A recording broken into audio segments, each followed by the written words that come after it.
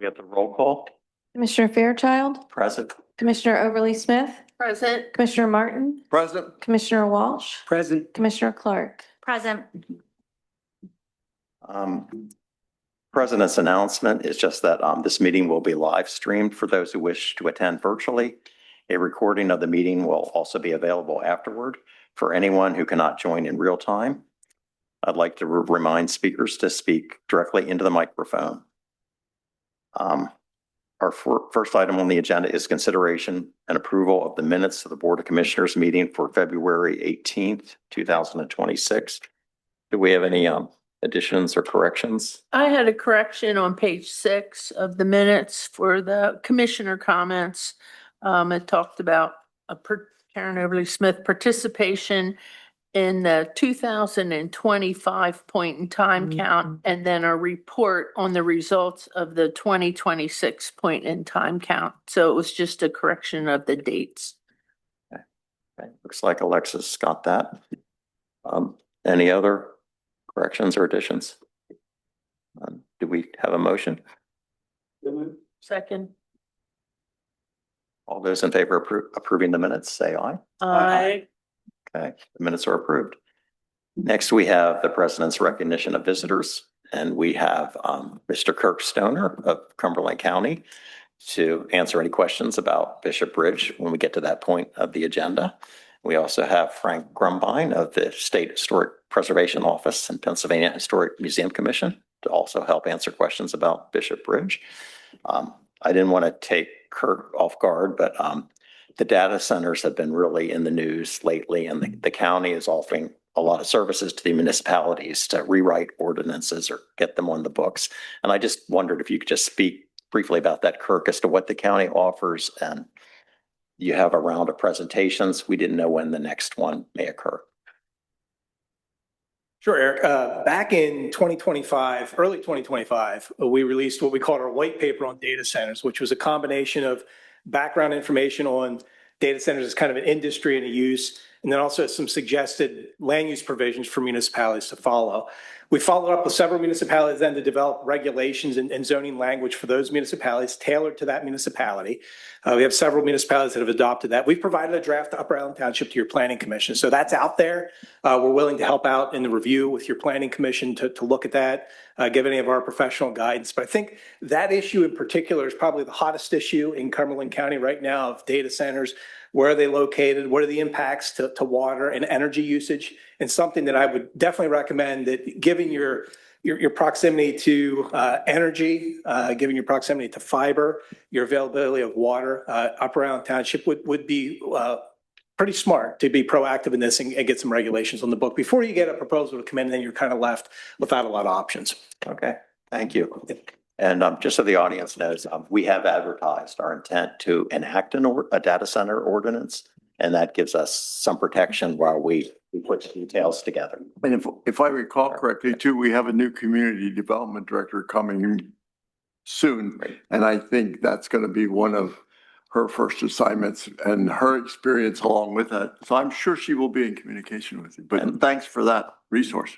And I think she hails from Northern Virginia, which is the data center capital of the United States. So we should get some really good advice. So thank you, special visitors, for coming out. And we also allow this time in the agenda for anybody who wants to speak to an item not on the agenda. Does anybody in the audience wish to speak that way?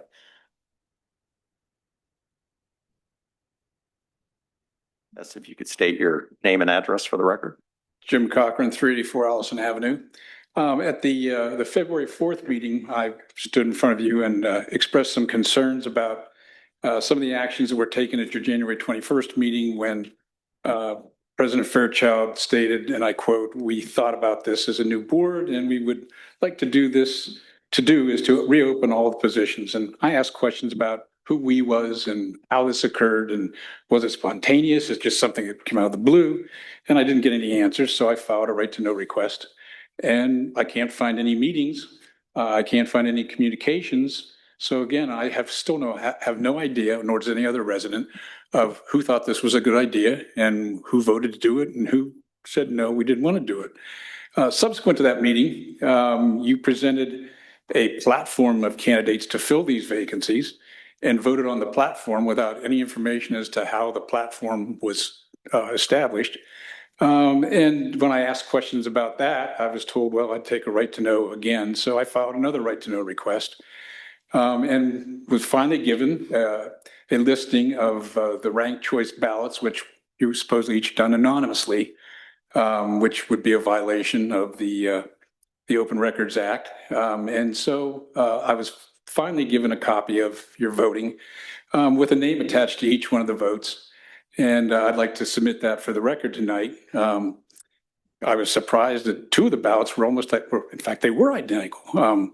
I guess great minds think alike, or maybe they talked before the vote. I'm not sure, but Commissioners Fairchild and Walsh seem to have the exact same opinion of every single person on the ballot. And I found it interesting that on the park ballot, where the Park and Rec Board unanimously voted Lauren Sanker #1 and Judy Bailey #6. Those two people reversed that and voted Judy Bailey #1 and Lauren Sanker #6. So I guess it doesn't pay to be against the bridge and Four Generations Park. Thank you. Jim, could I just remind you that there were no ranking sheets last year when the commissioner vacancy was, advertised, and we had 12 or 13 candidates, including yourself. The board at that time refused to do any ranking. And I think the It's not the value use of a ranking of sheet, the it's the ranking use of it is, in- what's that? It's not the use of a ranking sheet, it's the use of it anonymously behind closed doors, Well, it which is a wasn't violation. anonymous. What happened? It was anonymous because they in were your- votes your to me. case, my understanding no was names. that information was released to you prematurely. And And that I was- ended up seeing it on Facebook before I even saw it. Good. There should be names attached, and there's nothing to hide there. Well, there were no But- names on the ballots themselves. I have copies of the original ballots. They didn't have a name to them. They had to go back out and figure out the ranking sheets. They had to go back and ask who submitted each one. Oh, that shouldn't be. We all had names, and then we also were Well, I can worried share about, those. in the event there was a tie, that we had a secondary mechanism, and there, you would see quite a difference in that department. But I think the thing about the ranking was you can have, and the general idea was to get new perspective on the board, and the older, appointees were welcome to reapply.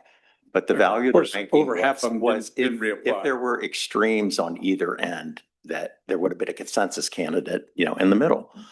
And I've been through enough interviews now. I think it does generally coalesce around one candidate or another. And I It think didn't. we all feel we got some very good applicants, and we made some good choices. I just want So, to add thank that you.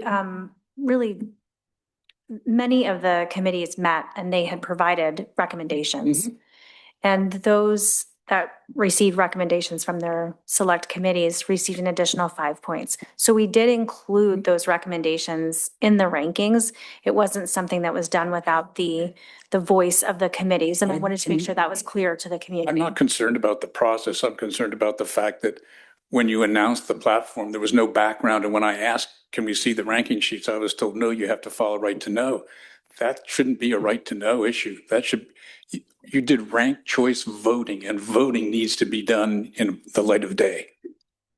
You violated the Open Records Act with that. I don't believe so. Do you have a comment, Mr. Solicitor? I mean, it was very open. You were just asking for the information the very next day and filing a right to know, I believe, soon after. Correct. It was never anonymous. There was letters associated with each commissioner. So the person who assembled the final results knew who voted for each candidate. And we ensured, we took 5 days to respond to Mr. Cochran's right to know request, so we could ensure that he didn't receive the anonymous versions. So I just don't understand the criticism.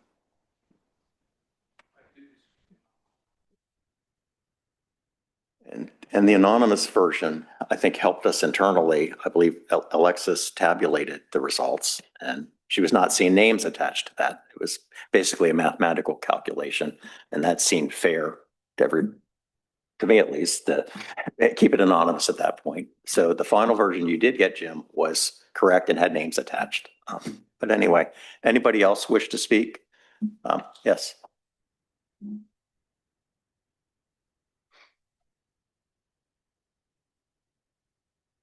Good evening, Jeff Williams, 334 East Meadow Drive. I have three things to share from the park and recreation realm that are very positive.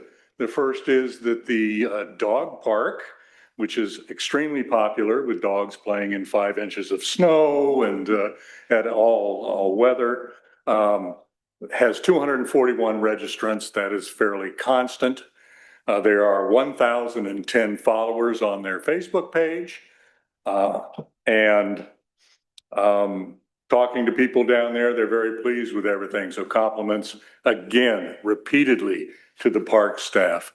The second thing I'd like to offer is that next week on Thursday evening, our park staff will receive their third consecutive Excellence in Recreation and Parks Award for the train station at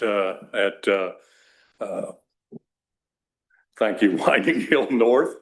The first one was for having all of our parks certified as autism centers, the first agency in the state. Last year it was for the Sensory Garden. Those are the easiest award submissions I've ever written. So this year, I'll certainly be there to take pictures and share. The final thing is another honor for our staff. I found out today that Mr. Krebs, Chad Krebs, has been elected as the president of the District 2 Pennsylvania Recreation and Park Society.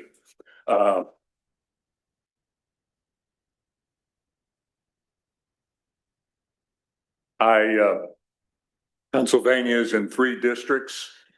I know there's a couple of people in the audience that have been elected to that before, but it is a high honor. It's a big responsibility, and I look forward to jostling him and giving him my opinions, which might surprise you. Thank you. Thank you, Jeff. I would ask, or having attended the last Park and Rec meeting, Chad did a very comprehensive review of the park department activities last year. Very colorful, very well presented. Is that on our website? Can we put it on the website, or that more people could see that? I think would be helpful to see all that the park department does. So, okay. Any other public comment on an item not on the agenda? Not seeing any. We are down to consideration of staff reports, and we have the manager's staff report, fire department, police department, EMS report, recreation department, and engineers report. Does anybody have any questions, comments about the various reports? I just had one thing. I wanted to draw attention to, I think it was in Caldene's report, where she provided some information about the backpack program that came up at last month's meeting. And there was some information about how folks could make donations to that program through the Wildcat Foundation. And I wanted to make sure that we shared that publicly, and that that folks had an opportunity to donate there if they wanted to. Yeah, I believe Caldene has a plan for doing that. Or I don't know if you've, is that in conjunction with Wildcat, or are we going to post information on our website, or how are we going to do that? We can absolutely share the link on our website if that's the direction. I think it is. Okay. Okay. There you go. I did have a question about the fire department report, and Jim Salter is filling in for fire chief this evening. And that was, I noticed that the rescue pumper has been delayed 2 years, and I'm not sure what year we are now into as to when to expect delivery of that unit. Yeah, thank you very much. And again, I apologize, the chief could not be here tonight. I did text him and ask him, and it is bumping back and forth. It just depends on when the chassis goes online and when they get the parts and pieces for it. So it was in 28, then it went back to 29, and then went back to 28. So it's a moving target. Commissioner Walsh sent a very detailed, what was that? YouTube video about the monopoly on how these manufacturers are having issues with being able to supply the apparatus. So it's a moving target right now. So right now, it looks like it's going to be in 2028. So. Okay. Well, thank you. Not alone, it's a problem across the country. Yeah, we're not the only ones that are dealing with this. So we have the apparatus. We're not going to sell what our current squad is to, our rescue squad until we get a definitive date of when this is going to arrive. But if we didn't purchase it at that point in time, it would have been out even longer and cost us even more. So. Okay, thank you. Next, we have consideration approval of the bills in the amount of $747,955.15. Do we have any questions, comments about the bills? I would just observe that the two largest bills this cycle are the first payment toward the solar panel installation on the rooftop of this building, and which will cover our energy needs of this building and more for many years. We believe it will ultimately, it will save on electricity and pay for itself. And I would like to thank Chad for his hard work in pulling that together. Yeah, that's another reason. Thank you, Chad. I mean, it's not normally something you think of it as the park, but normally I think it came about from a proposal to put solar panels on the roof of the new park building, and it ended up being the township building itself was the best location, we thought. And we also thought rooftop was better than ground or any of those alternatives. So, and then the other large bill is to the Lower Allen Township Authority. It's our quarterly payment for sewer that is sent to Lower Allen, which I believe is over half our sewer does go to Lower Allen. So it's something I think, the public should be aware of. So anyway, do we have a motion on the bills? I so move. Second, all those in favor? Aye. Okay, motion passes. The bills can be paid. Public Safety Committee, that would be Chief Parsons. Yes, thank you. Last week, Lieutenant Barnes and I attended Right to Know training online from the Pennsylvania Office of Open Records. The Right to Know law also applies to police departments. We receive a couple dozen requests a year, probably. Most are for police records, sometimes for body cam video, but there's two separate laws that deal with each. So that was really good training. Also, I'd like to thank Commissioner Martin and Commissioner Overly Smith for meeting with the school district last week to discuss the district resource officer position. I would think everyone would agree that that's going very well at the schools for us and for them. So thank you. And other than that, I'll take any questions. Chief, you said something last meeting that stuck in my mind. We don't have the minutes yet, but the number of violations for passing the school buses when they're stopped, they have a camera mechanism nowadays. And some of us were really concerned when that went in, that was a moneymaker for the township. We didn't particularly wanted to see it, just used for money, but more for safety. But we asked that every violation or instance be reviewed by the police. And I believe the number is well over 200 citations since August. Can you just refresh us? I believe that's correct. I don't have the numbers in front of me, but it was surprising. I think maybe we're seeing a bit of a decline, but I have to applaud the school district for doing this, just, for the safety of children. But it was shocking to us how many people would actually drive past a extended bus stops, bar or sign. So we have an officer trained to review all those videos, and his determination determines whether a citation is filed or not. But it's definitely the safety of children getting on and off buses. Yeah, it's something I think we have to keep in our mind. What is Totally agree, occurring sir, out there. So thank you. And Mr. Salter, do you have any more to add about the? Yeah, so again, we're continuing our hazmat training, our annual training. Brandy Patfield, the PEMA director, was over this week, so our required training. We just got done session 2 of that. We have one more session coming up, so our members must attend that hazmat training. We're also just reminding residents, we know that a lot of people do have smoke alarms, and with changing your clocks, you change your batteries in the smoke alarms. Some people have the 10-year battery, but it's good just to double check that. That happened, last weekend. So we just want to make sure that we're not getting called out for malicious alarms because your smoke alarm battery dies, and you haven't changed it. So just to the residents that have older smoke alarms, make sure you do check those. We're trending up as far as our calls per, average turnout per call. We're at 7.91, so we're almost at 8.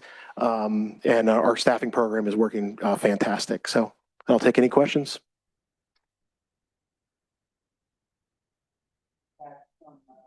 The volunteers with regards to the incentive program. Yeah. Mike? Have your mic on. Are you getting any feedback from the volunteers with regards to the incentive program? Yeah, what it's doing is it's allowing them to plan more so that they're on the station at a regular scheduled time. So it's not just a various time where you hear the pager, have to run to the station. They're actually, it's helpful to their family planning that they know that they're going to be at the station from, 8 a.m. to 8 p.m., 8 to 8 or 6 to 6. And a lot of people now are picking like days that they have a normal schedule. So it's working out fantastic and it's getting us out quicker and being able to have more of a schedule. Great. Thank you. Okay, we are now down to item 3 on our agenda, which is the planning and zoning. And we have consideration action of the revised final land development plan for 1819 Gettysburg Pike. It's a child care center. It's UAT file number PZ2602-03. I believe Mr. Welt will present on this. Or Applicant developers, is coming up engineer, for it. okay. Yeah. It's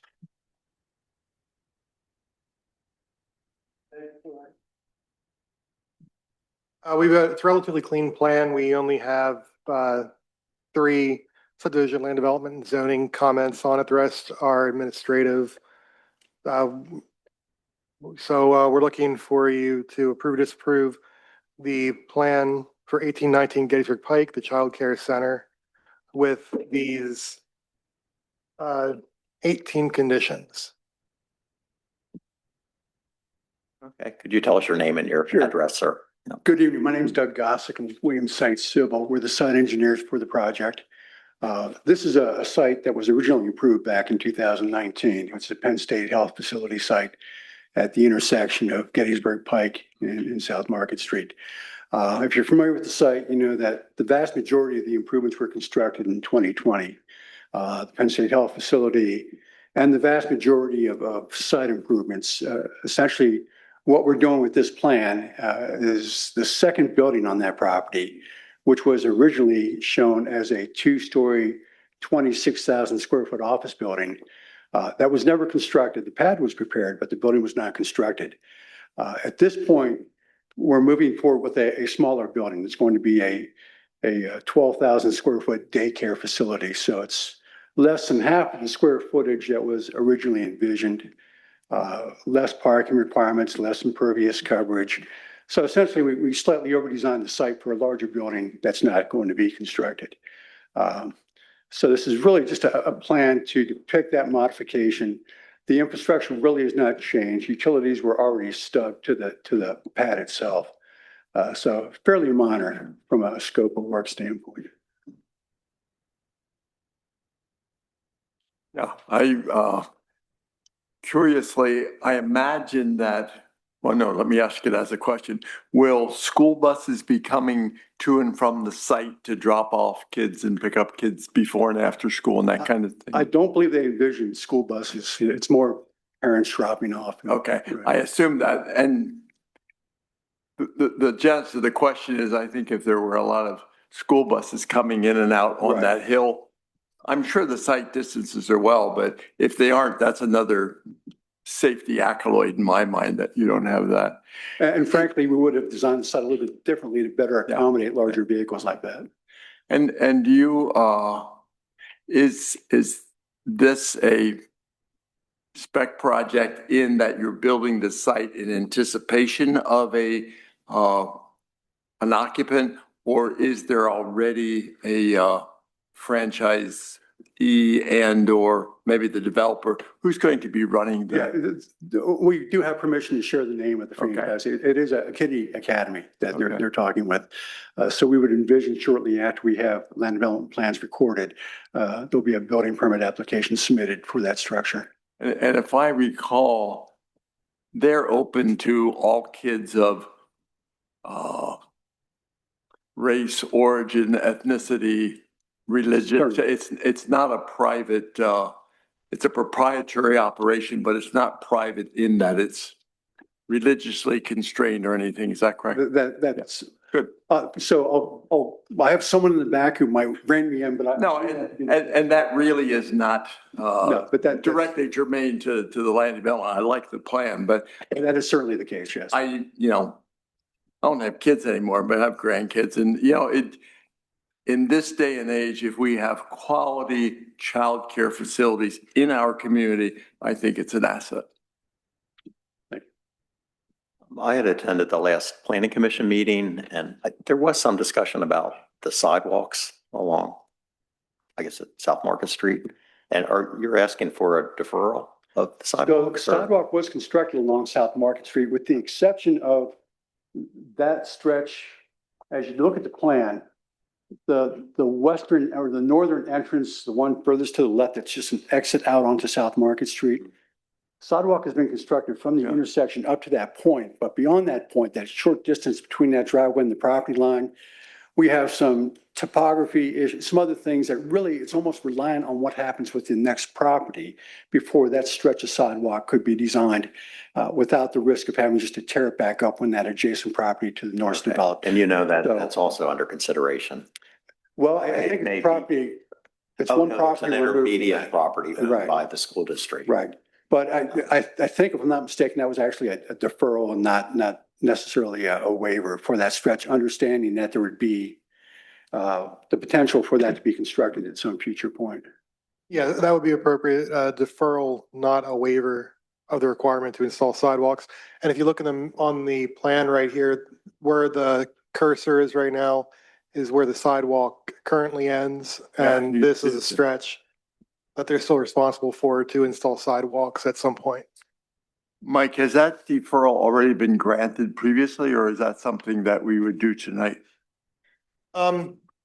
There's most likely already deferral with the original land development plan for Penn State. It was. Remember? Yeah. Okay, Yeah. okay. It makes sense. I just want to make sure we don't miss it in the future development. Understood. Okay. Any further board discussion? Good. We have any public comment on this particular plan? Not seeing any. Are we ready for motions? I move to approve the preliminary final subdivision land development plan known as 1819 Gettysburg Pike Child Care Center, UAT file number PZ2602-03, with the 18 conditions identified on the March 13th, 2026 staff memo. I second. All those in favor? Aye. Aye.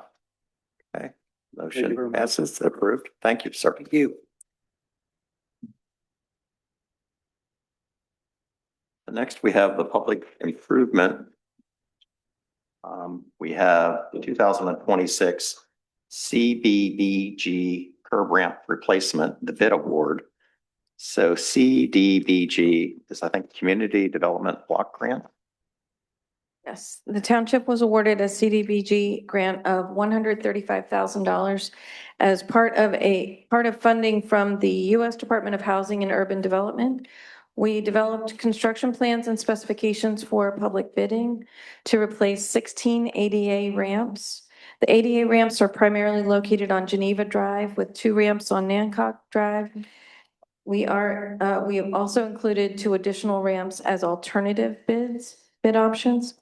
As reported in the 3/17/2026 Public Improvement Committee, I am requesting the authorization to award the contract to the low bid in the amount of the base bid at $119,030, alternate number 1 bid at $8,100, and alternate number 2 bid $7,250, totaling $134,380 to Pensy Supply.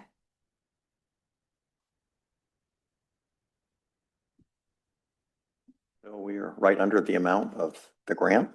And do we have any board discussion or are we ready for a motion?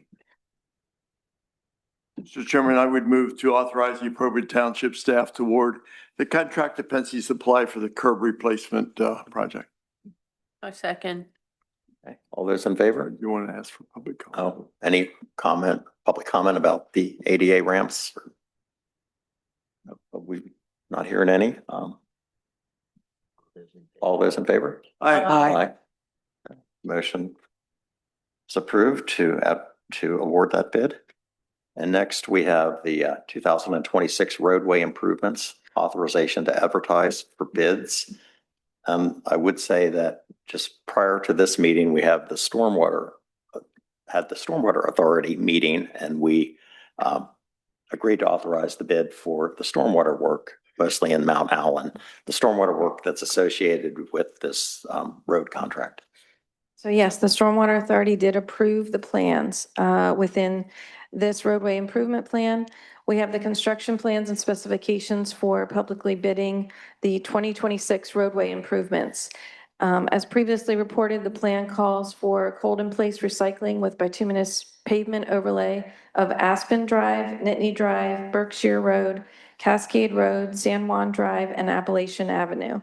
The scope of the work includes replacing 10 ADA ramps, replacing existing stormwater infrastructure on Nittany Drive and Appalachian Avenue, and replacing the large cross culvert on Nittany Drive at Spring Run Drive. This whole project includes roadway improvements, curb ramps, sanitary sewer improvements, and stormwater infrastructure improvements. We are requesting authorization to advertise for bids on this evening with the intent of awarding the project to the low bidder on April 15th at the next month's Board of Commissioner meeting. That total estimate for the project is $2,994,712. Funding, that's the projected estimate. The project would come from, be paid out of Capital Reserve Fund, Permanent Improvement Fund, Liquid Fuels Highway Aid Fund, and Stormwater Authority Reserve Fund. I motion to authorize the township engineer to prepare and advertise the specifications for the bids of Upper Allen Township 2026 roadway improvements project. Second. Could we have some further discussion? I would note that our engineer is not able to make it tonight, Jason. And I had asked a question. I mean, because of the Iran war, price of oil has gone up significantly in the past few weeks. And what impact will that have on the paving cost? You know, assuming oil may remain at $100. So as there is typically, and this is not from the engineer, this is not a response from the engineer, just to be clear, but typically there's always costs go up and down with various supplies. So over the years, this is not the first time we've had an issue with elevated costs for certain supplies for a project. But when it goes out to bid, and the solicitor can correct me if I'm wrong, but when it goes out to bid, the companies submit their bids based on the current pricing and or their projection.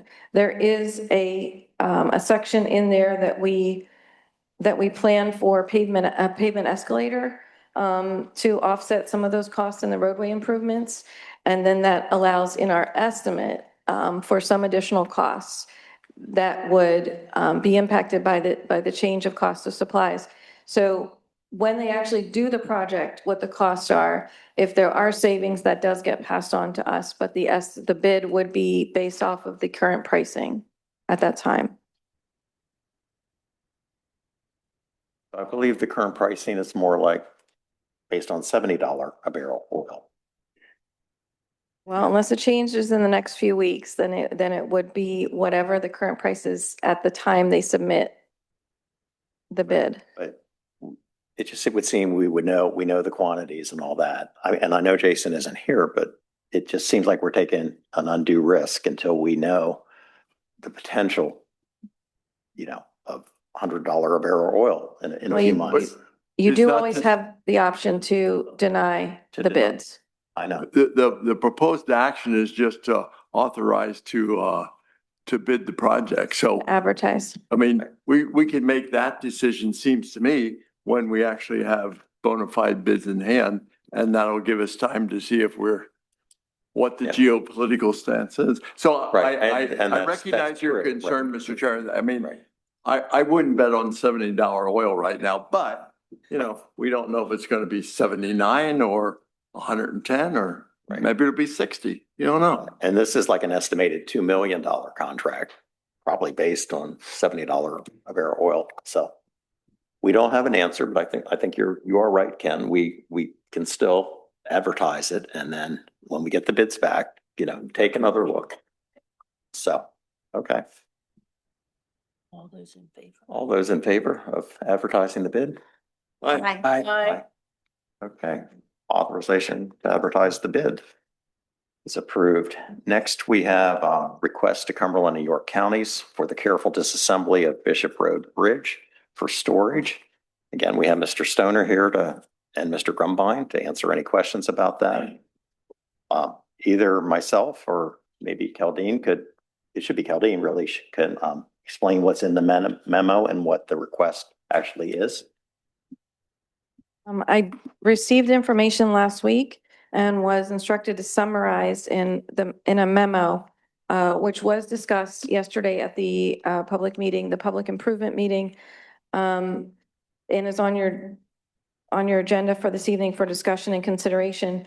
It summarizes a copy of a letter I received that was from Pennsylvania State Historic Preservation Office to Kirk Stoner from the county. And there is an option that was proposed by the state for consideration, which is in that memo.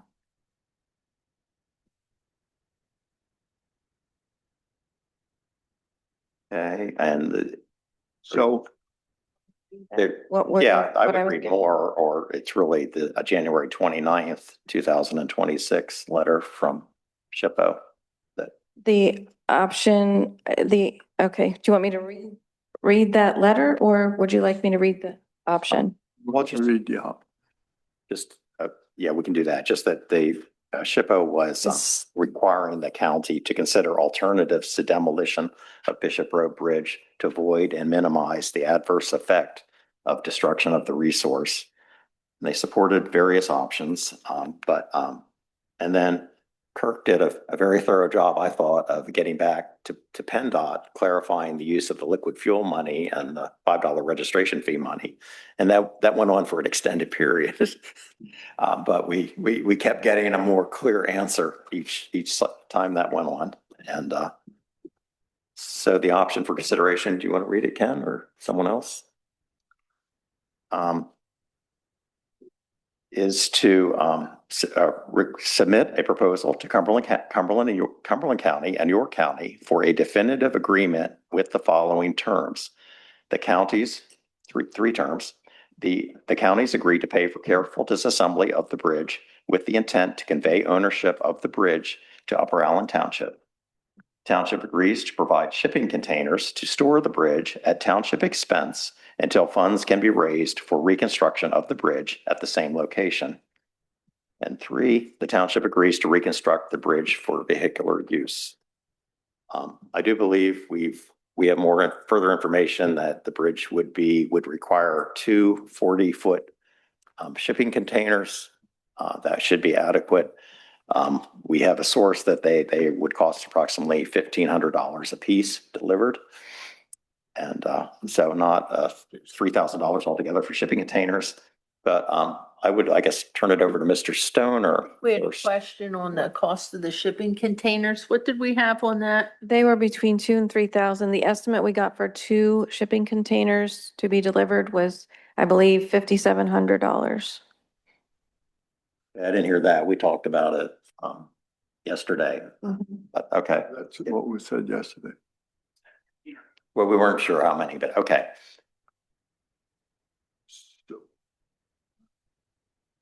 So if Kirk, or do you want to say something? The Well, rest of the board may want to say something first. Okay. I'm just, the State Historic Preservation Office, I admit I'm not fully advised, but are they a oversight organization or are they a nonprofit association, or are they part of state government, or? No, I asked a question, if you're gonna answer it, we need, there's audience watching, so could you go to the microphone and identify yourself, please? Good evening, Commissioners. My name is Frank Grumbine. I'm from the State Historic Preservation Office, which is a bureau of the Pennsylvania Historical Museum Commission. Okay, you're a So bureau with we them. are Okay. part of a state agency, correct? And is your role advisory or resource to give information, or do you do funding, or do you inspect projects, or We do. how much? Yeah. How much oversight? So our bureau is tasked with partially advising and insisting the regulatory aspects of the State History Code and the Federal Historic Preservation Act. So we advise and assist through those processes.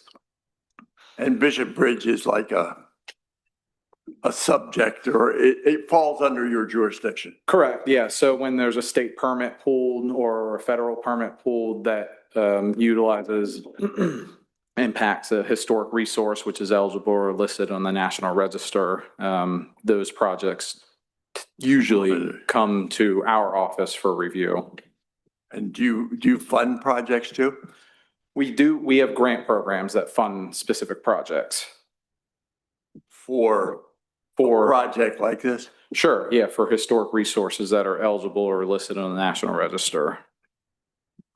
So has there been any contact, or, I'm asking this naively, but Yeah. has there been any contact, or have you already granted a couple $1 million to us or anything? Or, no, I'm teasing, but. So we've been assisting the township for several years through multiple, historic preservation planning issues, ordinance updates, other cultural resource issues.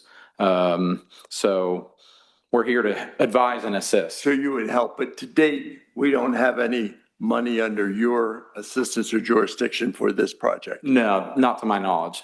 Yeah, okay, mine neither. And that wasn't, I didn't mean to play. Oh, no, attorney. you're fine. I'm You're naive, fine. I need to get Yep. this information.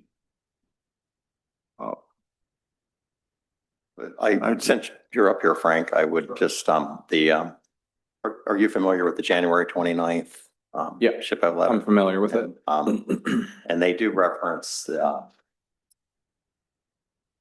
Environmental Rights Amendment, Article 1, Section 27 of the Pennsylvania Constitution and the Pennsylvania History Code, 37 PA Consolidated Statutes, Section 500, from 1988 as the primary state legislation. These laws include consideration of the project's potential effects on both historic and archaeological resources. So that's, I assume the agency's prime directive to. Yeah, that's one of the agency's prime directives is to fulfill its obligations under the State History Code. And another aspect contained in the January 29th letter is that should the project, it may require the involvement of the federal government, the Army Corps of Engineers. It depends. It depends what type of project there is. If if there's a necessary access to waters of the United States. So it depends on the project parameters.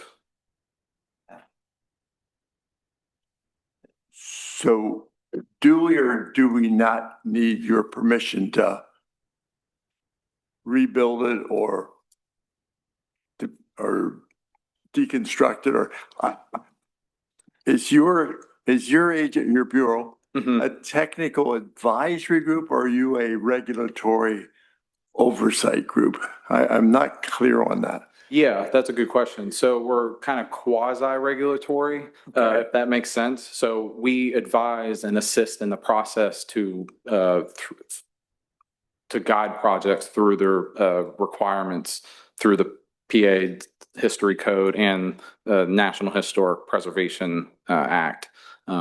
So we assist applicants or undertakers of these projects to follow the guidelines and follow necessary legislation to fulfill their obligations under the law. So we need your stamp whether we take the bridge away or whether we rebuild it or whether we build a new one. So not the township per se, it's the county, right? You're Since, right. yeah, since the county owns, the counties, I should say, York and Cumberland County. So since they are the owners of the bridge, it would be their undertaking to work with our office to work through a project, whether it's relocation, whether it's demolition, removal, whatever that project entails. And your organization provides grant money for We these do. purposes as well? We do, yes. Like how much do you give out a year? So the primary grant funding that we provide is through the Keystone funding. You may be somewhat familiar with that, or not.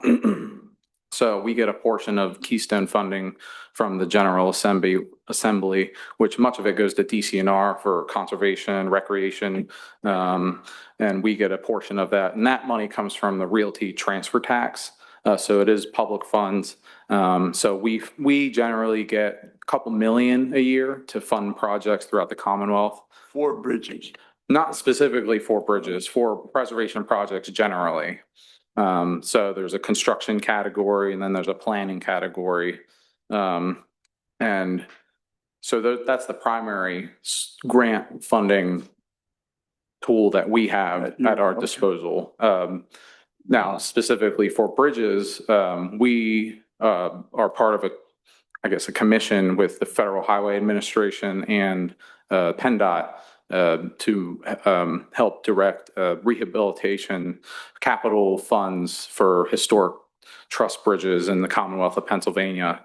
So those parameters vary depending on the type of bridge, the use of the bridge, all those types of things. So, and that money is funded through other funds that were mitigated for the loss of other historic bridges.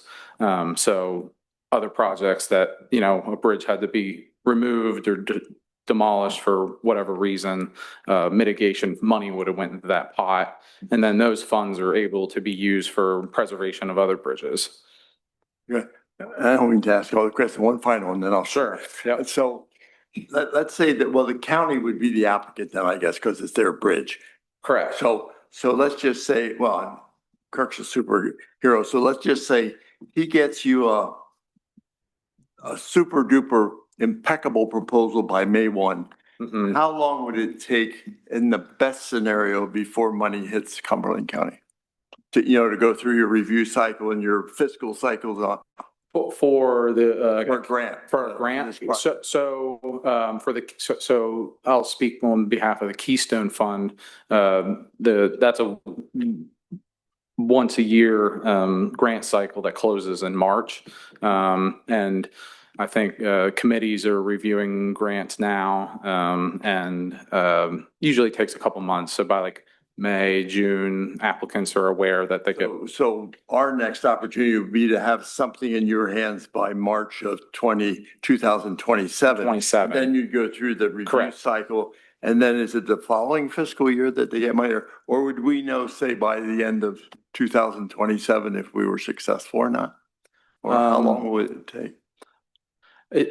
So applicants are notified a couple months after the submission. The submission, once the grant committees meet and, rank the applications. And then usually projects generally start, contracts are signed and written, I think, by the end of summer. And projects usually start at the last quarter of that year or the big. Realistically, money would flow in 2028, probably. Yeah. And that's a one-to-one match for those grant funds. Oh, thank you. Yeah. So the cap for a construction grant is $100,000. So an applicant would have to have $100,000 to match. $100,000 is your max that you would give us for the construction. Yeah. Okay, thanks. Yeah, of course. Yeah. Great questions, by the way. Okay. Maybe Mr. Stoner would respond to what's been said so far and give your guidance. Yeah, thanks. Appreciate being here tonight.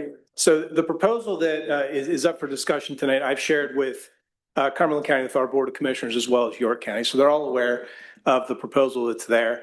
I think at this point, I think we've been patient through the process, giving the township plenty of time for due diligence.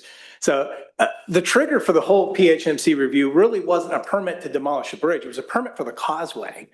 So as we're looking to demo the bridge, the causeway and the stream required a DEP permit. As part of that DEP permit process, there's a requirement to look at historic preservation if a historic resource is involved. In this case, Bishop Bridge is eligible for the historic register. Therefore, the review of the impacts to the bridge had to be evaluated.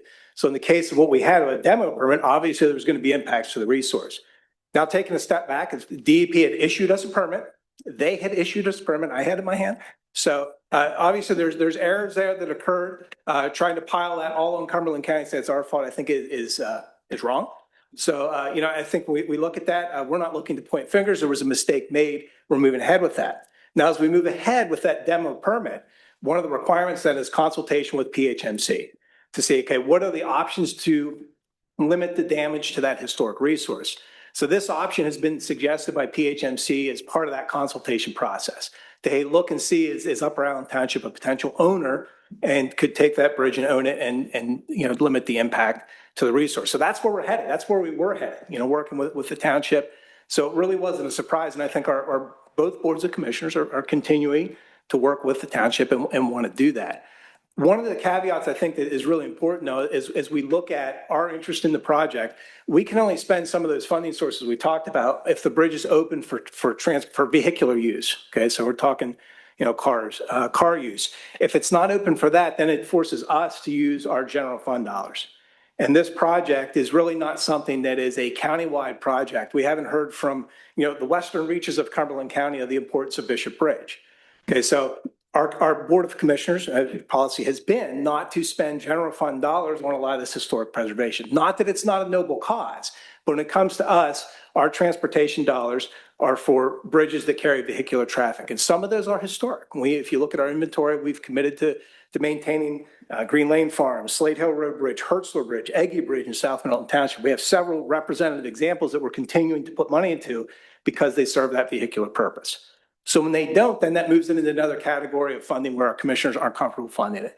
So that goes back to the township. So I think that's where if there's a transfer of ownership of the bridge to the township, that if the offer is for us to take that bridge down, careful disassembly and storage, and if we would pay for that, then we would need to see a commitment on the other side at some point that the bridge would be reassembled for vehicular use.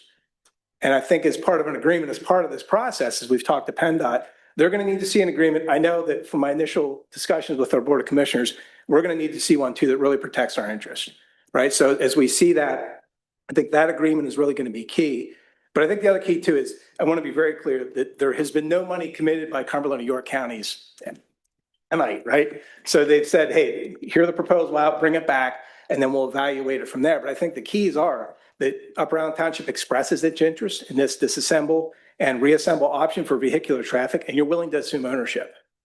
And I think one of the cautions too, I would just, as we're looking at money, I know there's discussions of grants. I don't want to be pessimistic on Frank and the grant program. We've looked at a lot of this. There's a lot of competition statewide for those resources. And I think that, Janice is here tonight for Sheepford Bridge. Sheepford Bridge was one of the top priorities statewide. And it consumed a lot of horsepower to get that grant for something that was a statewide priority. So I think hang your hat on the hope that grants are going to flow in here may not be your best option. They could happen, right? But I've seen it before. I've seen the programs are out there. They're very difficult and are competitive. So I think it's one of those things, if we're working with the township on this, we can talk about the cost for disassembly and storage. The bigger cost that you need to be prepared for is the reassembly later on for vehicular traffic.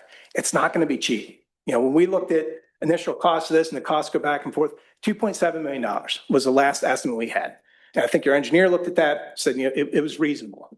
So up front, if we're talking, the county had bids for around $180,000 for demolition. If there's that ask or slightly higher, That gets you in the door for the cost of ownership. The rest of the cost of ownership comes when you rebuild it for vehicular traffic. So we just want to make sure that the board's aware of that upfront we can disassemble and sort. That's one piece of it. The other piece is the big piece, and you need to be prepared for that at some point in the future. And so the county may consider for the disassembly and storage, but there's no, that even isn't certain. Right. They have committed to nothing. Okay. And then I understand your need for an agreement, and we'd want that too, but what do you suppose would be the timeline? Like, let's just say the bridge is stored in containers. How long does, and we're committed to reconstructing it and refurbishing it so that it holds the car, obviously, and then to reconstruct it, how long do you think the county would give us? I mean, Yeah, and given that we're going to use that time to look for outside sources of funding, either grants, donations, whatever. Yeah, And that's going to take a while. Oh, correct. And I think that's probably one of the biggest points of negotiation of how long will this actually take? Because it's one of those things, if it does take you 5 or 6 years, or maybe it takes longer than that, and you see a change in your board of commissioners, a change in policy, and it's still sitting there, at what point then do we say, okay, this thing's not going to happen? Upper Allen Township, we want the money back that we put into this to disassemble and store it. So I think that's an absolute point of negotiation. In my early discussions with the board about this, that was something that was brought up immediately. maybe you'd buy it back. No, I'm just. Is there a cost to the disassembly of the bridge that you guys kind of have as a max? Understanding that, just in my opinion, tearing the bridge apart with no idea or interest in reconstructing it may be less expensive than a careful disassembly, tagging things and so forth. Is there a cost that you have associated with that disassembly? So not with the disassembly. With the demolition we had, it was $181,000 was our low bid to disassemble it. So that's a baseline that I think Cumberland and York County are looking at. Say, hey, we were in for this amount. Right. If we're going to demolish it. Anything above that, or even that amount at this point, needs to be discussed with the board, because honestly, the board could decide, you know what, this thing's really a headache. We don't need the distraction right now. We can leave the bridge sit. We could, put up barriers, secure the bridge, and leave it sit. We could do that, and it costs us nothing to do that, or it costs a little bit, but not the amount that we'd look at at disassembly. So through DEP or Department of Transportation, neither of those agencies are saying you must do something with this bridge before it starts falling into the water, before it creates a hazard. Nobody is pushing a timeline from that regard. Correct. DEP and PHNC will come into play if we pursue that demolition permit. Okay. If we choose to leave the bridge sit the way it is, the way it has for the last 5 years, it's our infrastructure. We can do with it as we like. Okay. One of the things that wasn't really clear throughout the dialogue with PennDOT and their guidance was, what is the timeline for reassembly? They gave no timeline. They implied it could be indefinite. It could be 20 years, 50 years. They didn't put a number to it. So that, it could be a long time, but if the county, I don't, it's new to me that the county may want to establish some time, because the guidance seemed to be that it just needed to be a commitment to reassemble for vehicular use, which actually I would say, Ken, that was one of your suggestions last year. When we first looked at the bridge, we looked at pedestrian use. And I think the prior board and all saw that vehicular use would get more funding and provide more utility. Well, and I think we've heard that that's going to be a condition of eventual ownership if that occurs or whatever. So I'd suggest that it's not very productive to be talking about pedestrian use in terms of this project. We really should go for vehicular with it. Right. I'm saying we as a prior yeah. board, and I think the current board still sees vehicular use. That's our, I think from our end. I'm just an old farm boy, but we take this bridge and put it in storage containers and then let it sit there for 5 or 10 or 15 years till we have money to reconstruct it. How is that more advantageous than leaving it because you said from your commissioners aren't under a timeline, etc. Why bother taking down stuff in containers? Why don't we just leave it sit there and use our energy to fund it or do something? I mean, I'm not looking for a reply, but that was very, that was very revealing because that's the first. I probably heard it before. I didn't understand it before. I thought we were under some kind of expectation or timeline to make a decision on the bridge and do something with it. But seems to me, if we aren't under a timeline, and it's been like that for how long, Ralph? 5 years, 6 years, 5 years? No. I mean that the bridge was closed and not operative. Why don't we just leave the things stand and spend our time and energy on But I looking mean, for funding? there had been the comments about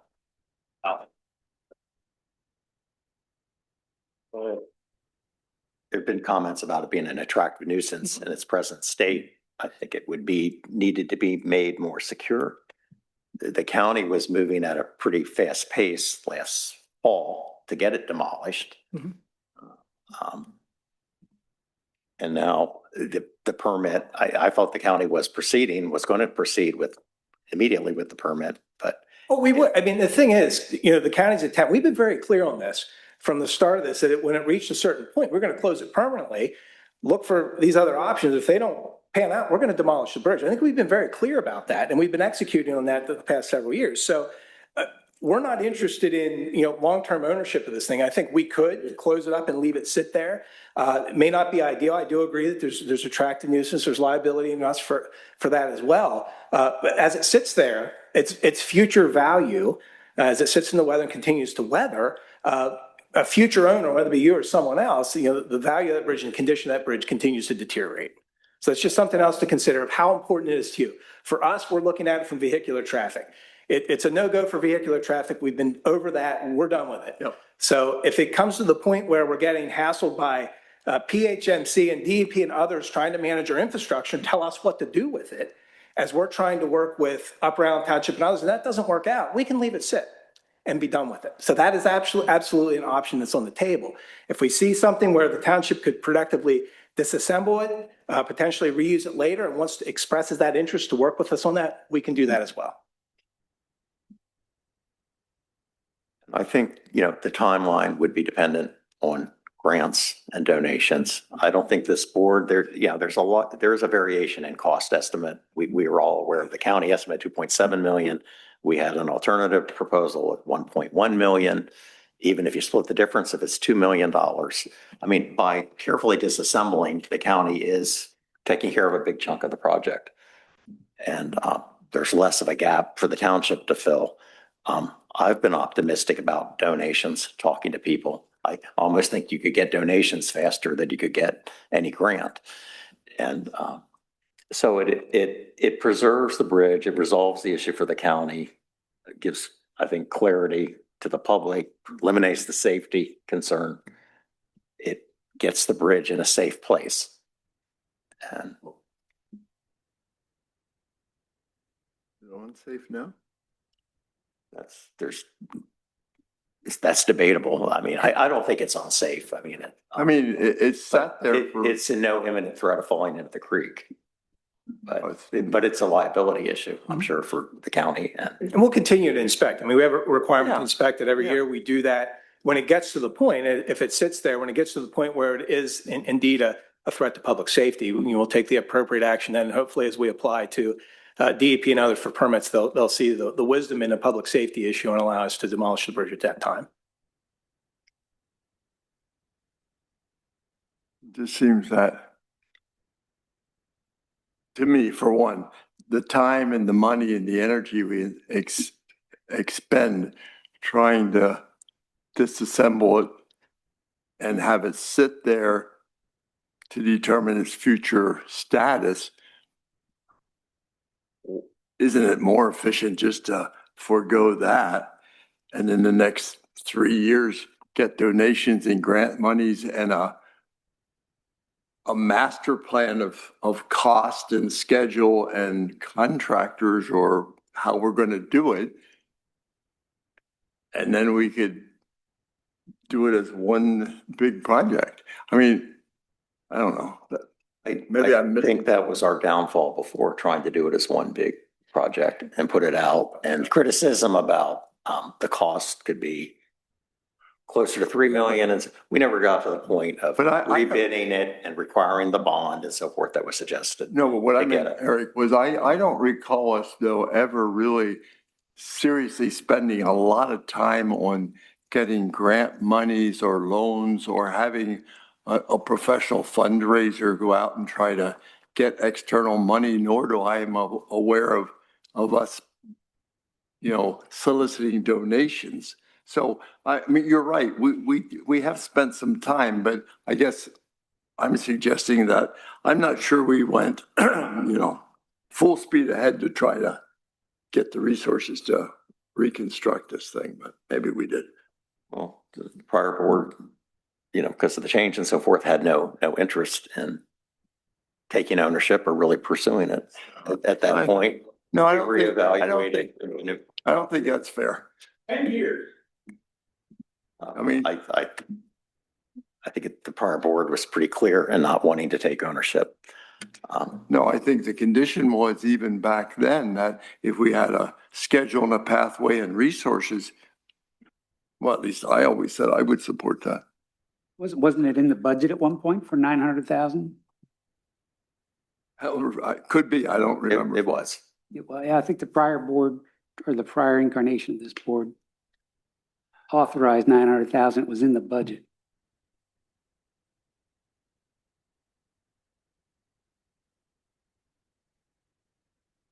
Sorry. Yes, at one point there was $900,000 in the township budget for the bridge. It was in the 2025 budget, and it was for a pedestrian bridge. And then we asked the contractor at that time to give us a price for a vehicular bridge. And that came back as $1,050,000. And then you always have to add a contingency and so forth. But it was also a design build project where the contractor was providing the engineering and also getting the permit. So we were, I think, controlling costs that way or putting that back on the contractor versus the county approach is a contract, and then the engineering and so forth is on top of the cost of the contract. And that's what we did tonight on all these bid awards. There's going to be engineering fees associated with a lot of those contracts that are going to be on top of the amount given to the contractor. Can I ask a question? I'm new on the board, and so a lot of this conversation occurred before I got here, and so some of it is speculation, and I'm trying to get things right in my head about what is true and what is not. At one point, I heard that the county had money set aside for the careful disassembly of the bridge, and that anything that went above that amount would be the responsibility of Upper Allen Township to pay. Has that ever been, is that a true statement or is that speculation? The only money we had set aside was for the demolition. Okay. Okay. So with tonight's motion or with the agenda item tonight, it would be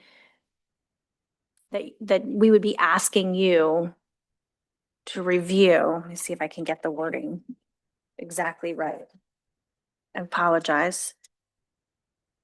I guess my point is at some point you could come back and say, yes, we're willing to do that, but there is a fee associated with us disassembling the bridge, in addition to what we have discussed here, which would be the cost of the storage containers.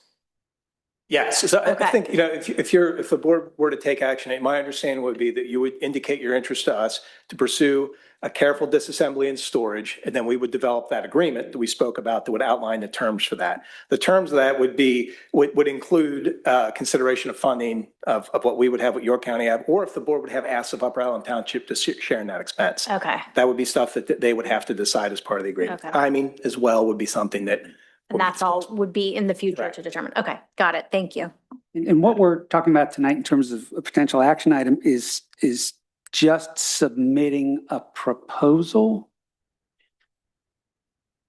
as per these conditions. So in other words, To the county. they'll receive it.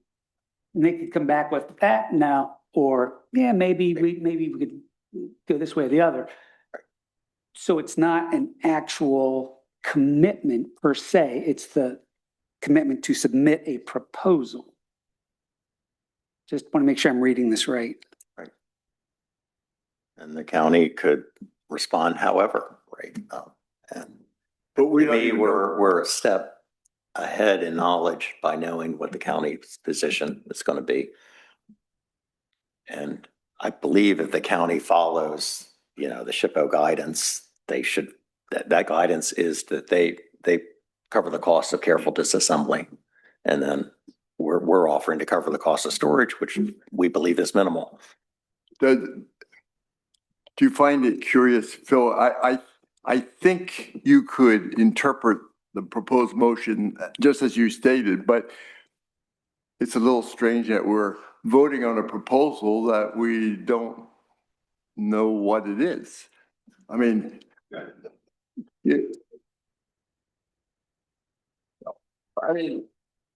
if we went that step, shouldn't this board have that proposal in front of us to say, okay, this is what we're agreeing to submit to Cumberland County for their consideration. We await their response, and then we know what the next step is. But it feels a little blind just to say, well, we're going to submit a proposal. I mean, who's going to draft it or what's going to be in it? Before I would vote for that, I'd like to see the proposal. Well, I think this is sort of the first step. In other words, if they're not willing to agree to these 3 points, then why are we going to spend that? Go ahead. Okay, refresh my memory. So In order to. Our solicitor has a comment. Yeah, and am I on? In order to make a proposal, I understand that the county may reject the proposal that we make, but there are certain terms that the county has said that the township has to agree to even be, for the proposal to even be considered. And so that's what the board would be deciding tonight, is that they're in agreement with those core proposals, and then we would work out the details later.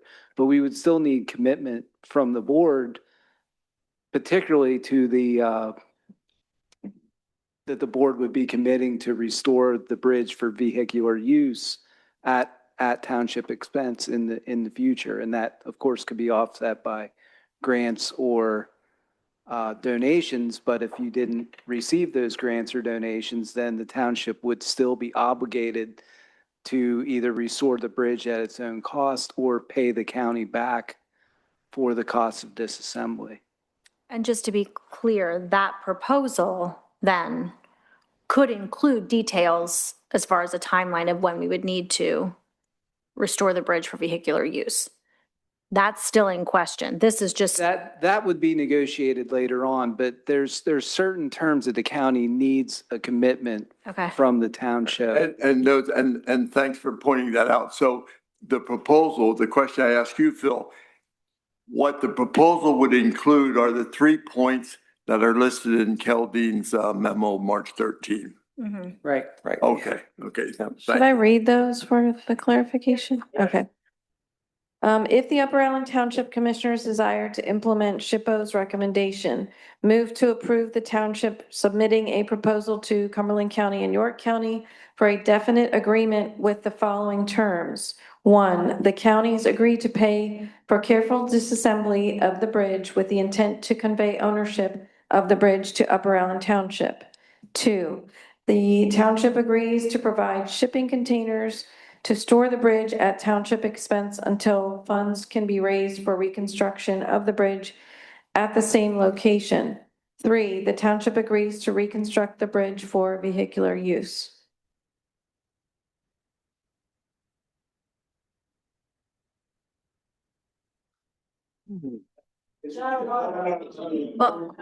Number 3, no. Can we call for the vote? No, we No. need to, we'll take public comment Yeah, Public comment. okay. I think. I would, Vote, we have to take it. I think according to parliamentary procedure, she called for the vote, we have to take it. would just, Want public comment? what's that? Do you want to go to public comment? Yeah, we can. I would just remind the public, and maybe many of them were here, we had a public input session in January. And the next morning, I wrote down what I thought was some of the takeaways from that meeting, which this is what I wrote at the time: don't buy a white elephant. Don't spend a lot of local tax dollars. Preserve the bridge for future use or to relocate, and donations would be good. And I think we're meeting that with this request, but so that was public input. So then we also sought the input of the professionals, which I think are the state agencies and PennDOT. And they came back with this suggestion about careful disassembly and storage, that they support that. And came back with the requirement to vehicular use. And while this audience may not like vehicular use, that helps the county by being able to use this liquid fuel dollars. I think it makes the bridge has higher utility, and vehicular use is something the prior board wanted to do anyway. So I think we've come up with a good option, or at least a proposal to the county for them to respond to, and then we can take further action. Mr. Chair, I Anyway, have a sure. question, a point of parliamentary procedure for the solicitor. I believe when she calls for the vote, we have to take a vote. Be violating the Sunshine Act because you haven't allowed public comment Right, yet. you need So- public. Right. I believe that. So, yeah, so we should proceed with public comment. I know not everybody always gets to see the sign-in sheet, so I'll go through the names that have signed up and then we'll go. Mr. Cochran, okay. May we ask questions of two commenters here? Yeah, I think so. I mean, Does that take from our 3 minutes or? it should be part of your 3 minutes. I'll try to be lenient. I don't know how, there's a bigger audience. I don't know how many wish to speak. We'll go through the list and then people could raise hands. But you have to sit down back and have a state, what I'm saying. Okay, so you're, I have questions of the two. right. Mr. You have Chairman, questions and a statement. Yeah. could I suggest Oh, that yeah. if we follow that, asking questions of our informed experts here might help inform further No, discussion. I think we should allow that. I would- Yeah, a lot of times they Yeah. want the questions put to the board and then get back to the experts here. And they're sitting here, so why not, cut out the middleman and let the public ask the question of the expert. So anyway, just going down the list, we have Tanya Brown. I'm talking about Brandon. Oh, okay. Josh Brown. So are we limiting, just so I'm clear, are we asking our audience now to limit their questions for our experts? And then we'll have the general responses later, so we don't confuse them, or? Pardon me? Question first. That's what I'm trying to, yeah. Okay. Is that what people would prefer, a question first? Yeah. And then- Okay, that's fine. I have no question. Okay, Okay. well then wait. Wait, or, Yeah. okay, all right. Sharon Howard. Well, just let people who have questions come up and ask the question. Yes. Okay, Yeah. who has questions? We have Mr. Cochran's hand up first, sorry. Yeah. All right, once again, and I'm delighted to meet Frank because we've talked on the phone and we've exchanged emails, but we never met person to person. So my questions are, I'll ask both of the gentlemen, does PA SHPO have the statutory authority to mandate that one municipal form of government would transfer funds to another municipal form of government? Because I've not been able to find it anywhere in statute. And then, We can't require. okay, that's what so No. you can't require the county to transfer the amount it would take for careful disassembly. We can recommend it as mitigation for a loss of a resource, but And- we can't okay. require it. That was my second question. You are allowed, when we lose a historic structure, you are allowed to require mitigation. What would the mitigation amount be for Bishop Bridge? So typically, it's not like a fiscal amount. Okay. It's more of an action. How are you mitigating the loss of the resource such as, so the SHPO, my office recommended disassembly of the bridge to either market it for sale for a specific time or for But planned. it does have some financial implication to it because to disassemble the bridge would cost you something. Yes, that's correct. So the mitigation costs something. It always does. Okay. And Kirk, my question to you, if you spend liquid fuel funds over and above what it costs to demolish the bridge, how would you make that up to the rest of the county? In other words, you're giving us more money than you need to give.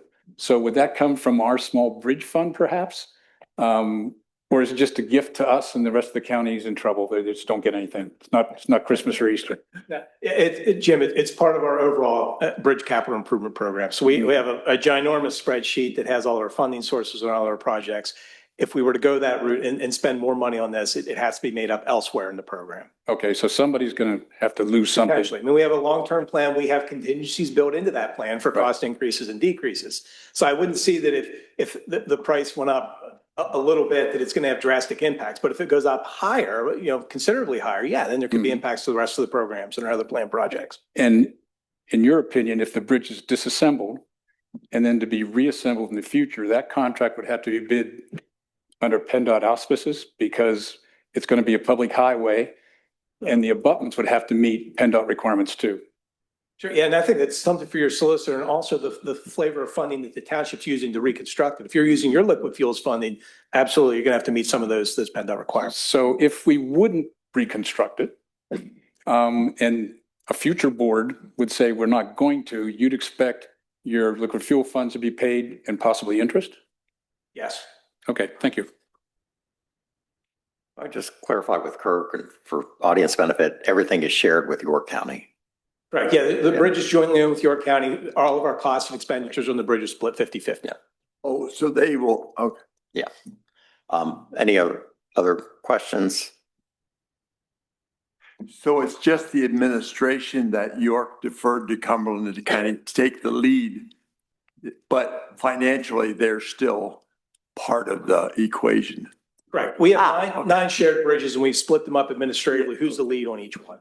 So that's before when we talked about it's a Cumberland County bridge, it was in terms of the process and working with the municipality, but they're financially, both counties are, okay, that's helpful.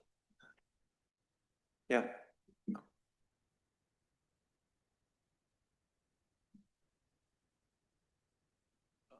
Paul Rigney, 605 Lavina Drive. Kurt, I just wanted to get some clarification on this. You're going to give us $181,000 in lieu of demolishing the bridge, correct? We've agreed to pay nothing yet. Yeah, but we're heading in that direction, I think. I'm going to assume the best here. Good, Paul. We're going to put him on record. So it's 181,000, just hypothetically. And then we sit on it for 5 or 6 years and you said they're not making any progress. Why would we owe you any money back since you're going to use that to demolish it and it's in our possession? Why would you come after us for anything? Unless it's over and above that hypothetical 181,000. That's part of the agreement, right? So could it sit forever and never be reconstructed? Everybody's fine with that, sure. But if and when someone comes back and says, hey, wait a minute, this hasn't been constructed, Cumberland County, you spent liquid fuels on this now through a future audit and says, now somebody's responsible for that funding. We're on the hook for that. We're protecting our interests. That say we do put $181,000 out on this thing. We want to make sure that that money is spent in a proper way according to PennDOT standards. It doesn't come back to us at some point of saying, hey, this money, it was used in an unauthorized manner and now you have to pay it back. Kurt, can I just clarify that? And I think this might make it easier to understand because I was struggling with it as well. The demolition of the bridge, correct me if I'm wrong, does not use liquid fuel money. Oh, it does. It does. Oh, it does. Yeah, it's a permitted use under liquid fuels. Yeah. But if we, okay, So I don't know. then it's fine, I'm just as. I still don't understand why you would go after the township if you spent the money you always intended to spend and it's taken out of the river or creek, what's the difference between if they want to store it or you want to, after you demolish it, take it away? I think, Paul, it's one of the things that we're talking about, the agreement. The timing provisions that are in the agreement are the will of the boards of commissioners. I'm not sure our board of commissioners, if this is going away, or even future boards, are interested in going after anybody.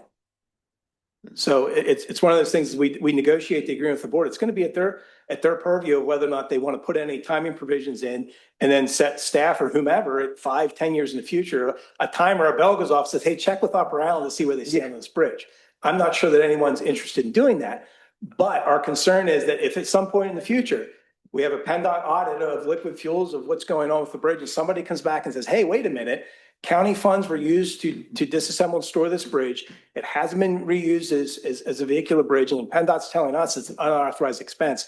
We want to make sure we're kept whole and not on the hook for that money at some point in the future. That makes sense. Okay, thank you. That makes sense. I think. Okay. Other questions? All right, I think we're ready for regular comment. Can I, oh yeah, sure. I just wanted, I if it had helps. asked something previously and it's still not clear. You used the term negotiate. So I thought if we submitted a proposal with simply these 3 bullet items on it, it goes to the county and then there's some negotiation. And we may not resolve anything through negotiation. It may go away, it may go forward.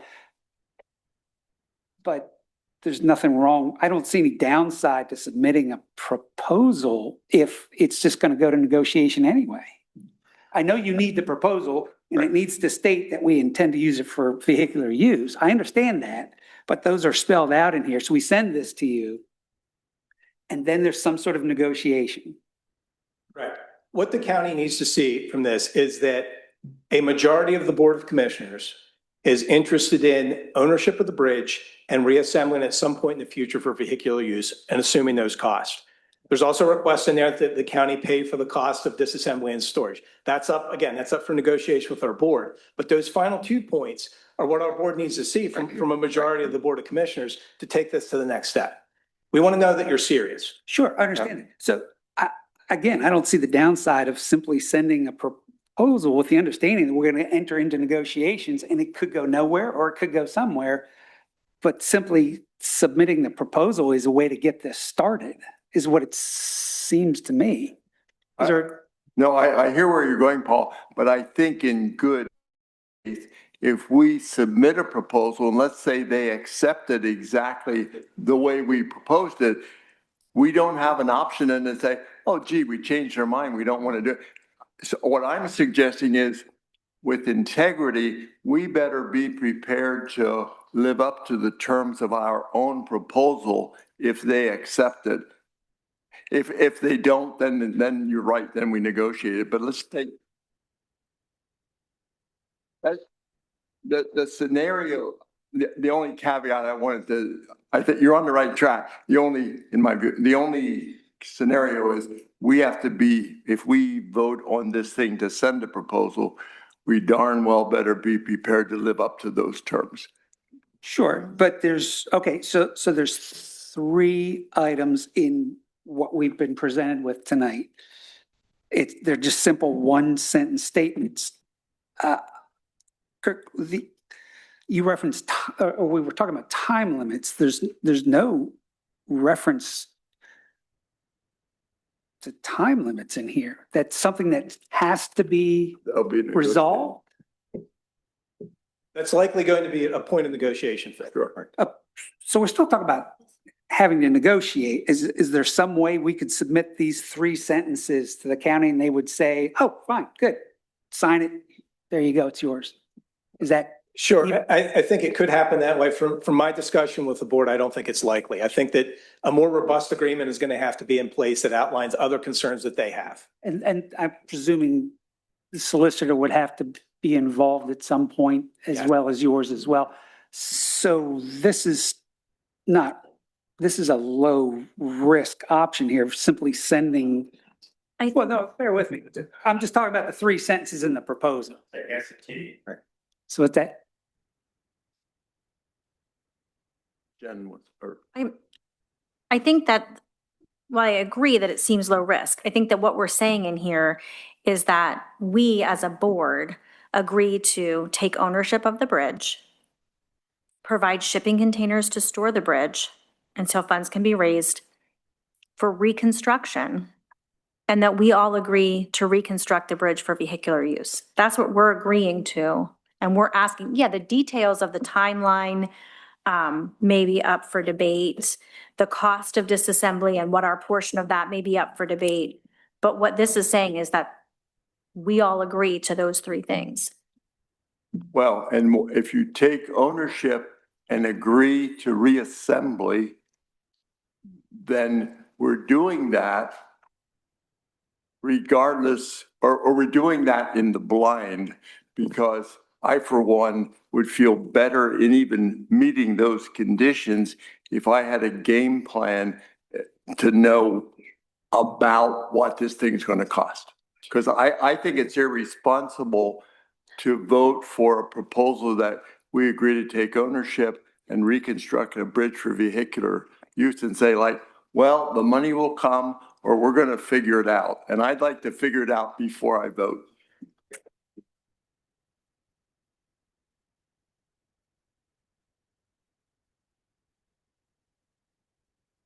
I'm not sure it made it into this wording, but Upper Allen would not assume ownership until the bridge was, the careful disassembly was completed. Was part of the discussion that with Josh. We wouldn't. Right. It just, this wording is a little, isn't that what you recall? Or I had talked to Kirk about that. In terms of timing, the bridge would have to be disassembled first before, and that was, seemed logical. That was my understanding.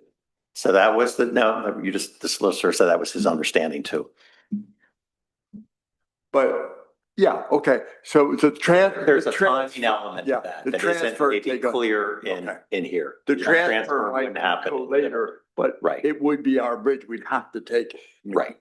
Yeah. So my point's the same. Right. Did that help? I mean, No, but I think that no, I think, right, we wouldn't take ownership until it was disassembled, but it's not as if once we come to terms with a contract or a proposal or an agreement with the county that we could say, well, you've disassembled it, but we no longer want it. I think all of that would have to be. you can't do that. You No. will have an agreement ahead of No, time. we would be But saying, we're taking the bridge. Mhm. Yeah. Josh had a response to them. Oh, Josh, I'm sorry.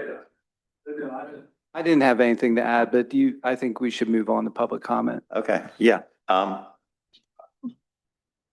So if we're in the same order, you were first on the sheet, Jim, not Tanya. Jim, you were on the sign-in sheet, the first one. Yeah, I have 2 points to make. First one is, this is a partial copy of the comprehensive plan of Upper Allen Township from December 2013. It's 155 pages long in total, and it's been commented that the Bishop Bridge is somehow protected or endorsed by this plan. And so I've gone back, and there's 56,000 words in it. And Bishop comes up 6 times. The first time it comes up on the index, and it says Bishop Bridge is in section 3, page 4. You go to chapter 3, and chapter 3 is environmental and cultural resources. And it says on there, as one of the bullet points, to protect historic resources and historic districts established by Upper Allen Township, including the African American Cemetery in the vicinity of Chestnut Hill, and those resources on the National Register of Historic Places. That's the definition. Further on down on page 3-4, it says Bishop Bridge, located on Bishop Road, was built circa 1900 and is on the National Register of Historic Places. It is not on the National Register of Historic Places. It has never been on the National Register of Historic Places. And the bridge that is cited in the map is the bridge that was at the other end, not Bishop Bridge. So Bishop Bridge doesn't qualify under that codicil. Then you go on a little further and you come to chapter 5 where it's mentioned again. And chapter 5 is community facilities and services. And it says provide community facilities and services which promote the health, welfare, and safety of a variety of users, including the elderly, the handicapped, and children. Okay, so why is Bishop Bridge in there? Because the fire chief said, we need to upgrade Bishop Road Bridge, which currently has a 10-ton weight limit, or purchase a mini pumper. There are 4 residents of Bishop Road, which are the only part of the township that the fire department cannot adequately service because of the bridge weight limit. So the issue here is we need to get the bridge out of there and a better bridge in that'll support our fire trucks. It doesn't say anything about restoring the bridge, spending $3 million on it. And the last place it's mentioned is in chapter 9, page 12. Page 2, it's the 12-year improvement plan. And there it says Bishop Road Bridge upgrade if most economical alternative is used. And that would be done sometime in 2014, 2015. And instead, what we had happen was we had the county come in and build an emergency road for us, $367,000. 367, I think it was, right? So that's where Bishop Bridge is recorded in the comprehensive plan, not as an issue to be preserved or to be cherished. The other issue I want to present is a letter I wrote to the Cumberland County Board of Commissioners earlier this week. I'm writing to express my continued concern regarding the future of Bishop Bridge. While various solutions have been proposed, most carry significant physical or logistical shortcomings. I would like to propose a status quo alternative that requires no creative financing and establishes a repeatable blueprint for future intermunicipal dealings. The proposal is a conditional retention. I recommend the counties maintain current ownership while keeping the bridge closed. As the bridge has been closed for 5 years without incident or expense, there is no immediate pressure to commit to any flawed or incomplete plan. Instead, the county should wait for a prospective owner to present a fully vetted proposal that includes engineering delineations, including a certified study outlining the vision for the future of the bridge, all legal approvals required, and execution of the costs for that vision, verified funding, proof in hand, capital to complete the project immediately upon transfer, and a performance timeline, a committed schedule for execution post-transfer. By adopting this stance, Cumberland and York counties avoid immediate expenditures and eliminate the perception that Upper Allen Township is receiving a special deal. This creates a transparent, fair process that can be applied to any future infrastructure challenges. Thank you for the continued time and attention to this issue. Jennifer Hudson. I'm sorry, I just want to seek clarification on one thing because I know we talked about this before and I want to make sure that this is the case now. Okay. If Bishop Bridge were to go away, those homes over there would still be able to be serviced by the fire department. Is that correct? Correct. There are two, the rebuilt Gilbert Bridge, which was the one that was on the National Register, is now a concrete bridge and can take fire truck traffic. The problem is it sits in a low area and occasionally floods. So the county built an emergency access road with an agreement through Messiah University that they can access in case there's an emergency. Okay, thank you. Jim, I just wanted to say, we've both used the quote about everybody's entitled to their opinion, but not their own facts. You started off the first part of your presentation about what is in section 3.4 of the comprehensive plan. Bridge is listed under its cultural resources and historic preservation. I said that. That's the title of the chapter. Not what I heard. But the way it is listed is the Gilbert Bridge with the Bishop Bridge name. I'm aware of that confusion. You didn't make that clear before. Wait, slow down. You know for a fact that it was one versus the other, that it was The map that's included delineates the Gilbert Bridge. And this is the description that goes with it as a historic place. But it doesn't call out the Gilbert Bridge. No, it calls out the Bishop Bridge as listed on the list of national historic places, and it's not, and never has been. Yeah, but that's a 2013 plan. I think you can agree with that. In 2017, we had the preservation assessment by Gannett Fleming, determined it was eligible for the National Register. I didn't say it wasn't eligible. SHPO also says the same thing, and it's also in the state inventory of historic places. Thousands of things in the inventory, but not all of them are going to make it to the National Register. Very fine points, but I think the big point is the big point is you seem to indicate that that it's in there in a way it's not. But the big thing is the later section of the comprehensive plan about the safety was addressed through the emergency access road that the counties helped fund, what, in 2019 or something? But I'm being They put that in to address the safety concern. I'm being transparent as to every time Bishop Bridge was listed in the 155 pages, and that's it.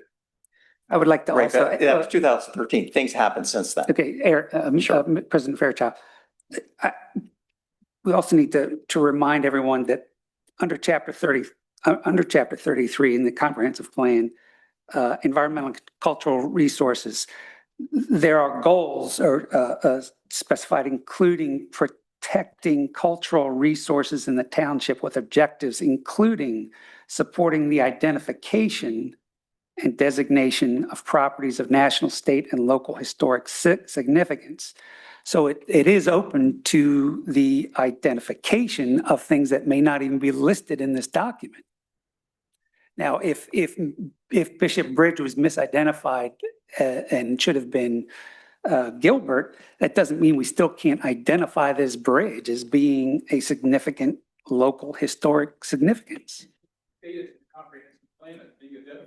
It is identified, regardless if it's a mistake or not, Jim. It's there. The word is there. Bishop Bridge. So we are. There 6 times. Yeah, it's in there 6 times, so. Okay, next we have Jeff Williams. If you wish to make a comment, Jeff, you already did. Okay. No, I'm here for Brett. Okay. Tanya Brown. Okay. Josh Brown.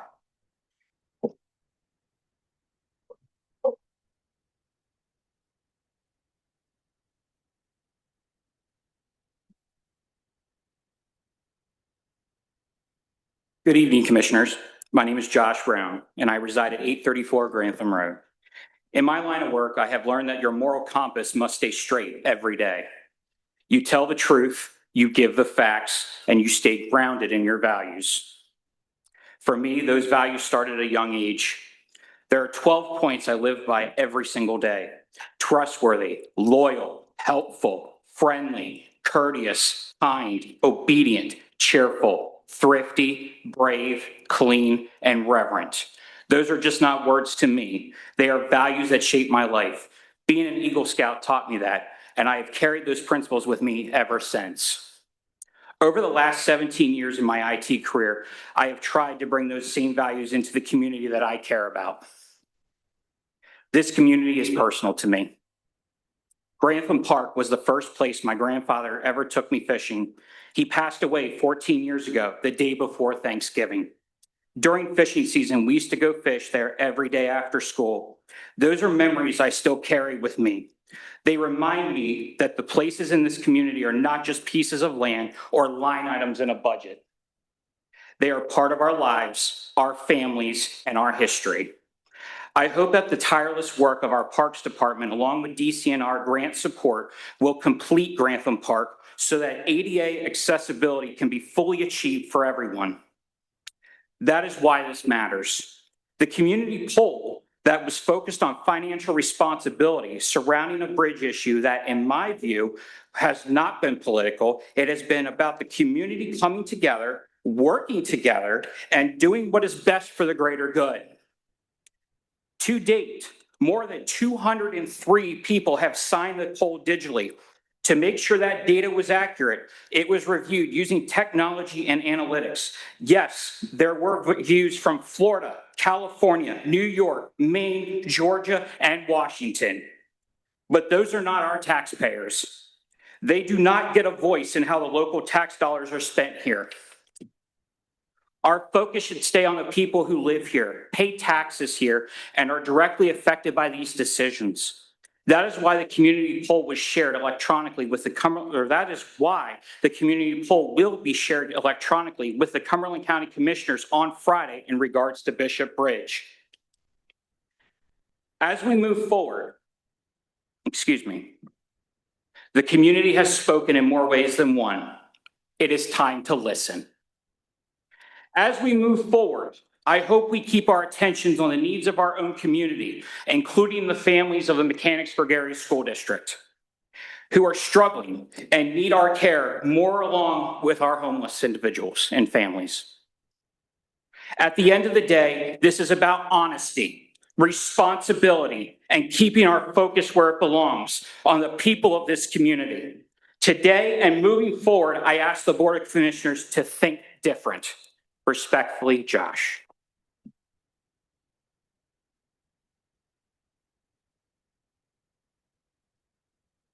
Sharon Howard.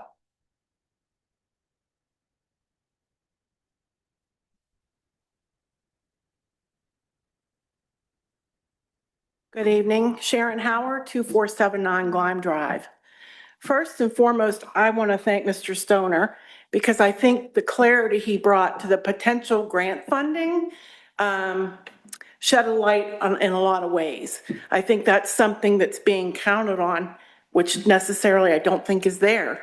That's been spoken about in previous meetings, that the condition of the bridge doesn't necessarily qualify it for certain grants. That's a concern to me. I had a prepared thing. I'm only going to read a couple excerpts. I'm in opposition of this action this evening, and I'm asking this board to respect the majority of residents you were elected to represent and vote no to requesting the disassembly and ownership of Bishop Bridge. While I've been following this topic for years now, my hope was that I would learn enough to be convinced that saving this bridge is in the best interest of our community. But I am still struggling to make this make sense. This action tonight seems like a desperate attempt to save a structure with no clear plan on what comes next. Save it and we will figure it out. That methodology should not be one used by anybody, especially those who are the decision makers for our first-class township. I am so firmly against this action that I will campaign strongly for any resident running in opposition of any commissioner who votes in favor of this tonight. Thank you.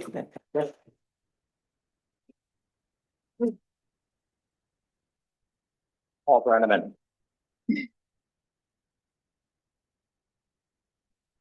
Paul Brenneman, 2020 Stonestown Road. Good evening, Commissioners. I'm back yet again about Bishop Bridge, as it just won't go away.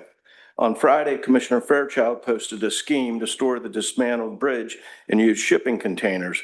Was that something you folks as a board discussed, or was that decided by Commissioner Fairchild? I've been following this issue and the process keeps changing, but this is the first I've heard of that idea. I didn't know Mr. Stoner was going to be here. I sent Mr. Stoner an email with a question and I received an answer 8 minutes after I sent you the email, and I appreciate that, on Monday. And I also included Commissioner Fairchild's public post from Friday to Mr. Stoner. So my question to you, sir, this is to Mr. Stoner, did or have the county leaders discuss the county paying for disassembly of the bridge and giving it to our township? His response was, "Hi, Paul. The careful disassembly and storage is a concept up for discussion at this point." I wasn't at 3 minutes. Keep going, you're fine. While PHMC has suggested the counties pay for that, there has been no obligation of funds by Cumberland or York counties for such a project. We have requested Upper Island Township discuss the concept and forward a formal request to the counties if the township agrees to own the bridge and reconstruct it for vehicular use at some point in the future. He continues, I think the key points to keep in mind are, number one, the bridge must be rebuilt for vehicular use in order for any county funds to be committed. This will not be a cheap project and could span several Upper Island Township boards of commissioners. Counties will need assurances that this happens and the counties have no risk of losing or paying back funds. Number two, this is a conceptual option at this point, and that has not been approved by the counties. There are questions that we need answered and protections put in place before the counties receive any approval.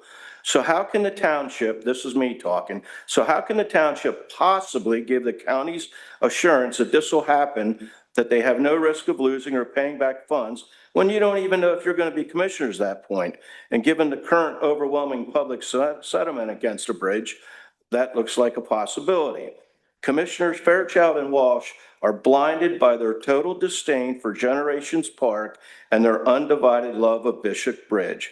Again, Commissioner Fairchild recently on his Save Up Round page has attacked anyone who is against saving his bridge, which I'm sure is most of us in this room, as not caring about preserving history. No, Commissioner Fairchild, we're against wasting our money on your pet project.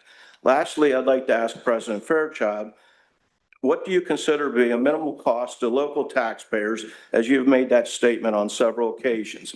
And do you mean by local, Upper Allen Township residents or Cumberland County residents? Local, I mean Upper Allen. And what is a minimal cost?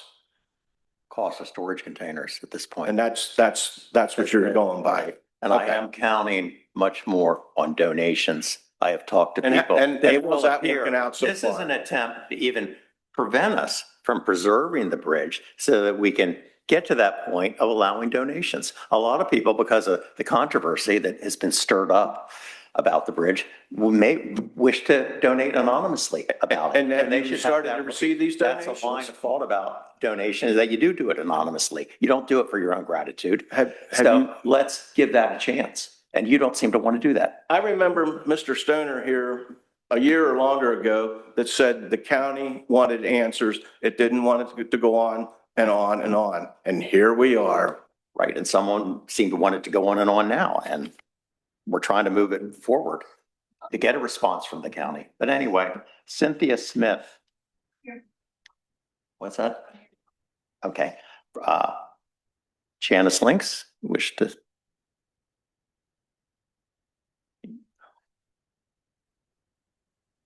In the room, links. Janice Links, Executive Director, West Shore Historical Society. I'm a trustee for Cumberland County Historical Society, and I'm co-chair of their Preservation Roundtable. I've spoken before you before. I don't know if Kurt would want to answer this, but I'm intrigued by Mr. Cochran's suggestion that the county keep ownership of the bridge, and I'm wondering if you'd want to comment on the likelihood of that. The likelihood of the county keeping ownership of the bridge for the long term? For however long Mr. Cochran thinks that might work out. I guess to find out how to get funding, is that correct? Sure. How long is it?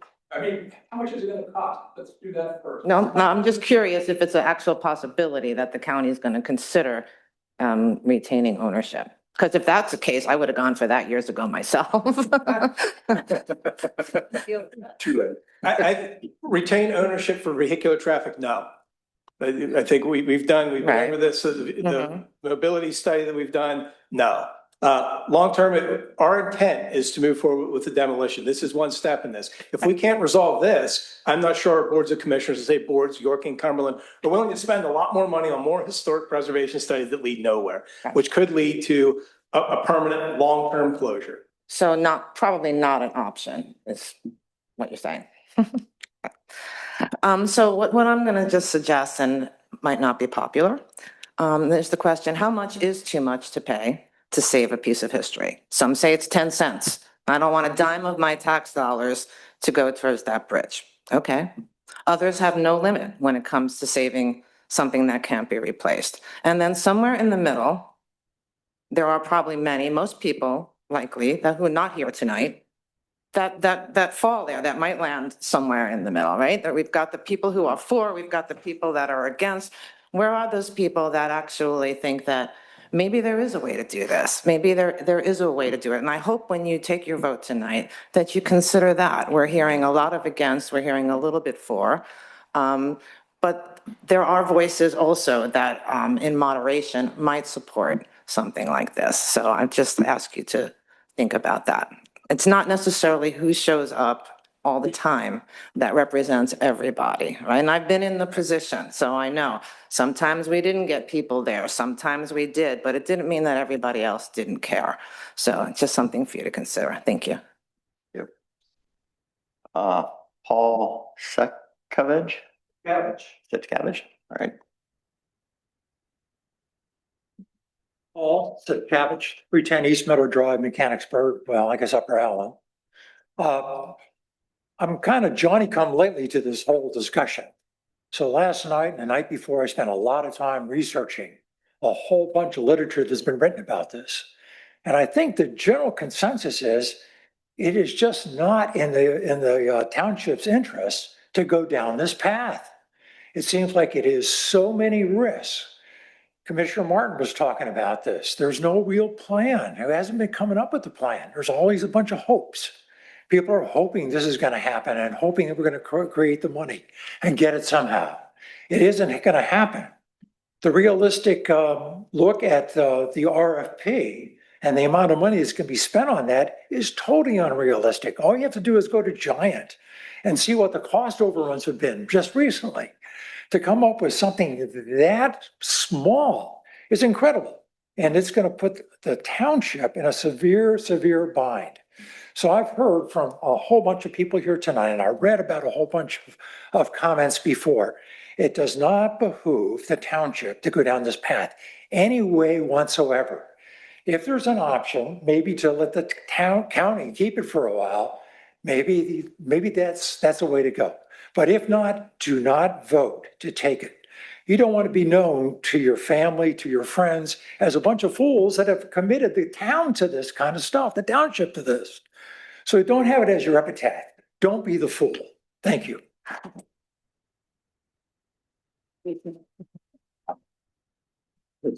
Epi Rigney? Okay. Then that's coming up soon on the agenda. Okay, any other person that didn't sign in wish to speak? My son's on a business trip to Utah, and he had prepared remarks. Can I use his 3 minutes? And then I have prepared remarks. So I'm going to be up here for 6 minutes. Yeah. Maybe. Officially introduce yourself, Rob. Okay.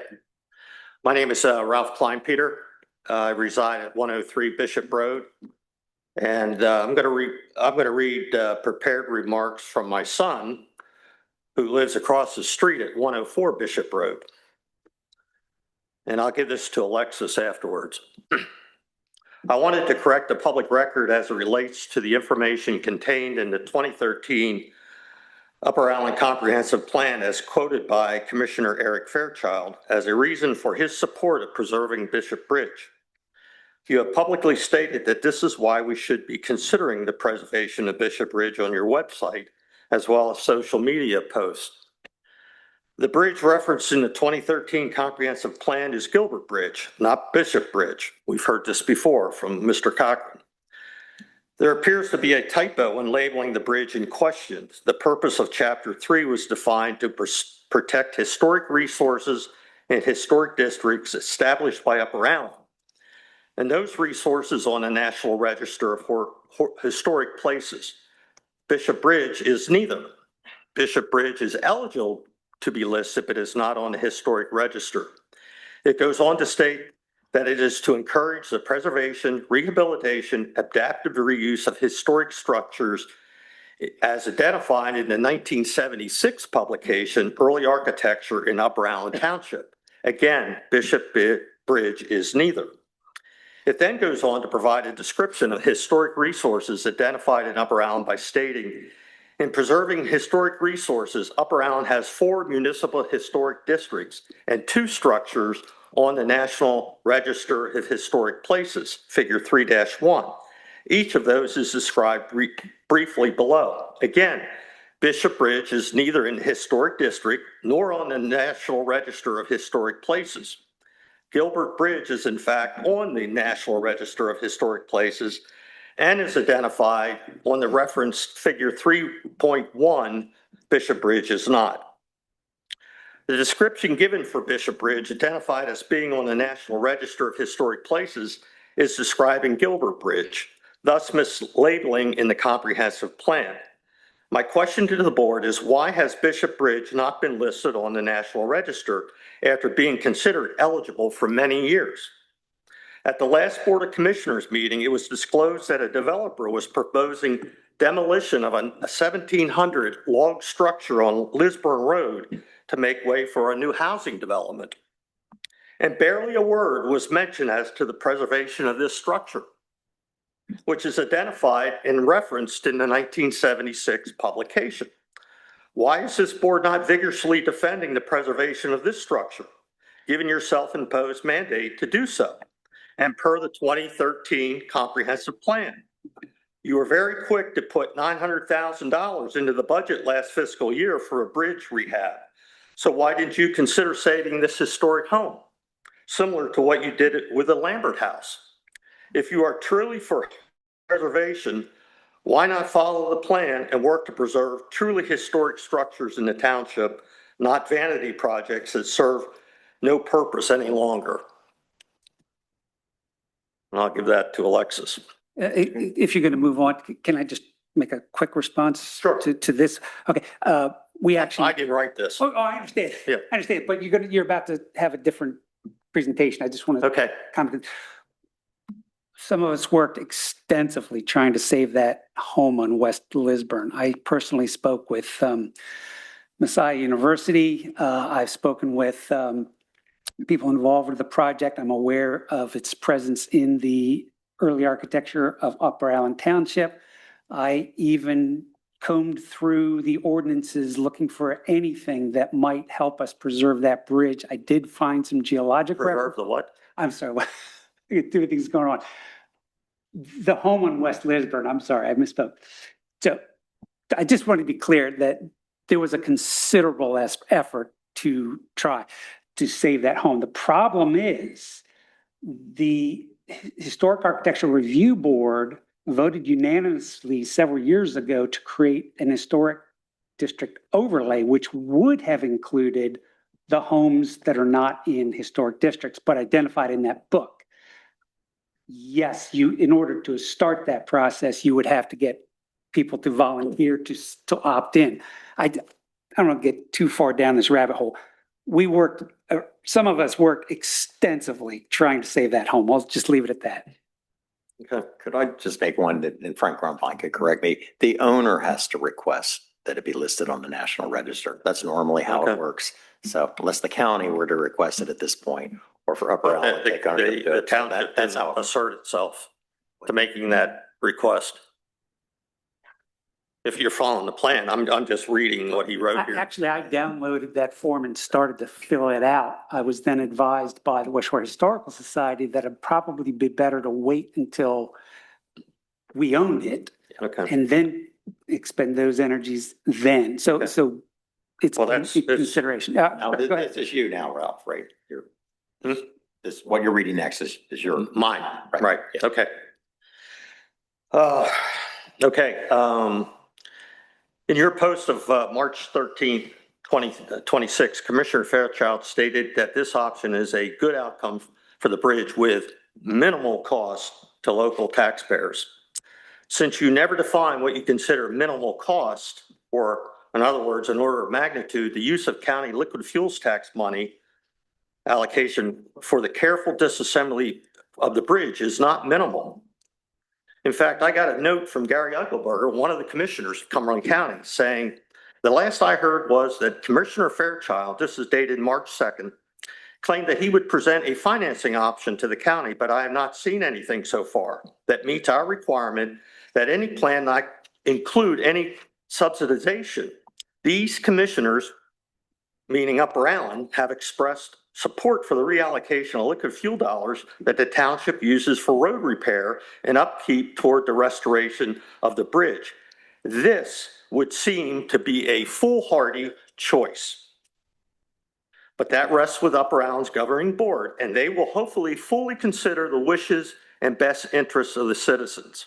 I encourage you and your allies to continue reminding the board of your feelings on this matter. Best wishes and thanks for your commitment to responsible application of tax dollars. That's one of the commissioners you're going to meet with potentially. Let me remind you that the cost of the county's engineering, permitting, bidding, and rebidding for careful which will be passed on to the township, are not minimal costs. The proposed storage containers over an indefinite period of time will not be a minimal cost.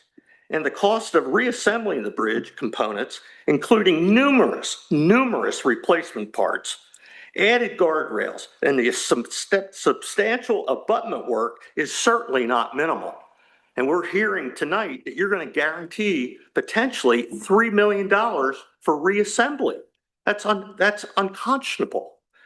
The majority of your constituents do not want any taxpayer dollars used for the bridge. This will certainly be a hot button for the 3 open Board of Commissioner seats in 2027. These candidates supporting no taxpayer money for the bridge will overwhelmingly be endorsed. Even the head of your HARB committee stated no tax money for this bridge at the January 12th forum. So the question before the Board of Commissioners, will you support no taxpayer money for the bridge? If not, why not? That's a question. I thought we just did. Why isn't that clear? What's that? We said it would be dependent on grants and donations. The No, you're cost to the spending taxpayer money. at this point is 2 storage. Anything above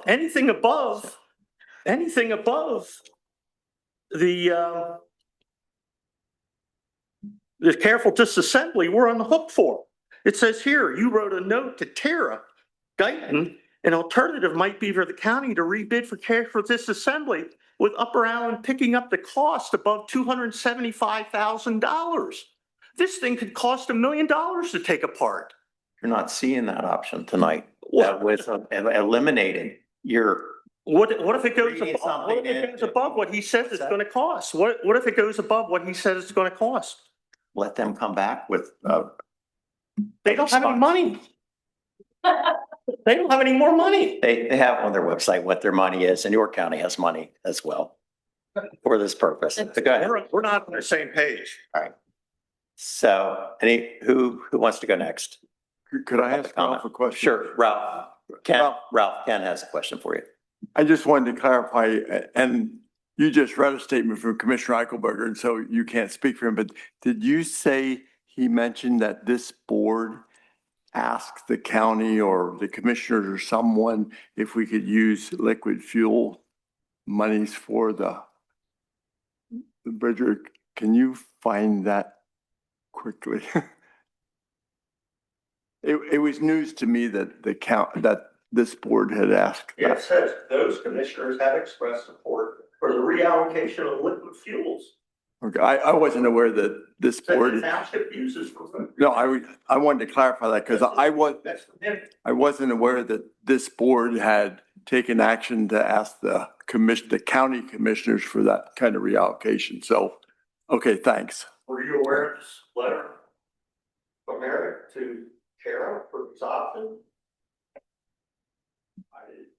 I'd have to see it. Yeah, well, you're not copied on it. Who wants to go next? The lady coming behind you, Jeff. All right. Dean McCardle, 2083 Hillside Drive in Mechanicsburg, which is part of Upper Allen. I just want to know what the commissioner's plan is when we possibly don't receive enough donations or enough grants to pay for the cost to reconstruct the bridge. I don't think you make any move until you have enough money to cover whatever phase or element of the project is. And then the time, you don't know. So you could fall to another board. If you submit this proposal, you're going to have to accept it, and then you are on the hook for all that money. And if the donations don't come in and you don't know what it's going to cost, you don't have a plan. Ma'am, we're not going on to be the happy hook with you. until the proposal goes to the county and we submit work the toward a proposal- definitive agreement. If you submit the proposal, you're basically agreeing to those terms before they've agreed to them. That's your interpretation.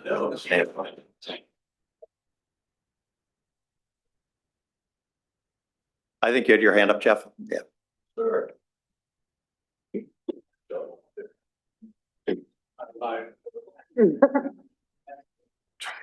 Jeff Williams, 334 East Meadow Drive.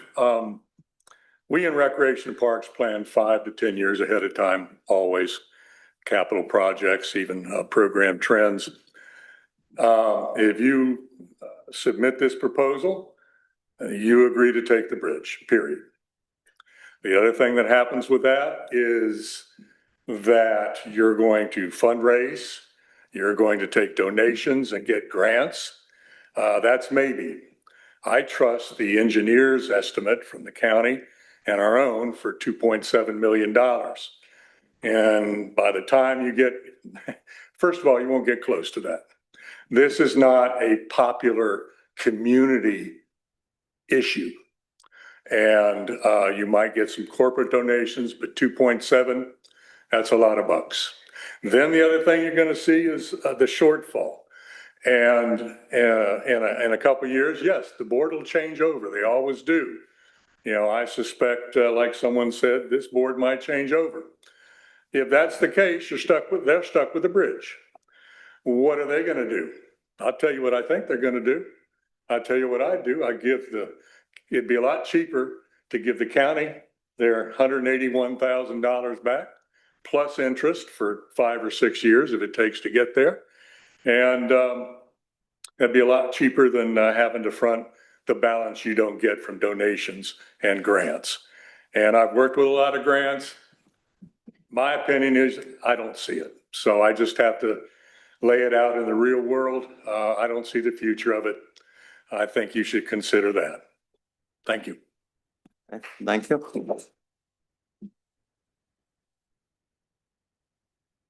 Anyone else? Okay, are we ready to take action? Yeah. Yep. I'm getting back to something I've asked about twice now. Used to this, I'm sorry. Bill, you're soft spoken, so you use the mic sometimes. How's this, Jeff? I'm hard to hear. What? What? Sure. So I've referenced this twice now. So let me come back. So what we would be taking action on tonight is essentially 3 sentences, numbered 1, 2, and 3. And my understanding from Kirk is that once this is received, it could be just deep 6, rejected, or it would go to negotiations. Or accepted flat out as it's written with these 3 sentences. Okay, maybe a question for the solicitor. I don't know. Is there something we can add to ensure this goes to negotiations? Within the context of the three identified. The issues I see, Phil, is that the county has made it known what the minimum the township has to do. Right. And if the township makes a proposal and then 6 months from now says, you know, because this didn't work out with this agreement, we're not even going to agree to the proposals we originally proposed. I think that's going to create a lot of bad will with the county. Okay. And so I think that if you want this project to move forward, you need to have the commitment from a majority of the commissioners to these 3 terms, or otherwise the negotiations aren't going to go anywhere. Okay. Yeah, that's why it's before us. And how it works is unless you have a majority, you know, of a board, you can't really express any opinion. It's like Mr. Kleinpeter read something from Gary Eichelberger, one of the county commissioners, but he cannot speak for all the commissioners. I try not to speak to all the commissioners. I try not to speak for all of them. Try not to involve everybody in the minutia of trying to get information from SHPO and PennDOT and stuff. I've enjoyed the relationship with Mr. Stoner. He's a valuable asset for all kinds of issues that come before us. And I think it's a step forward. I would remind the audience too that, you know, we let out almost over $4 million worth of contracts. And there was little discussion about that tonight, or a little pushback or even inquiry from the community. And I was actually hoping for that. I had thought people from Mount Allen would like speak up about stormwater and so forth. And that would help us make sure that they got addressed in those contracts. So maybe going forward, we get those bids back, could make your feelings known if you live in those neighborhoods, and the engineer may be able to make sure they get addressed in the contract or the bid award. But yeah, Josh. Just a point of order, there's no motion on the floor. Right, There was never a motion Okay. made. We ready to have a motion?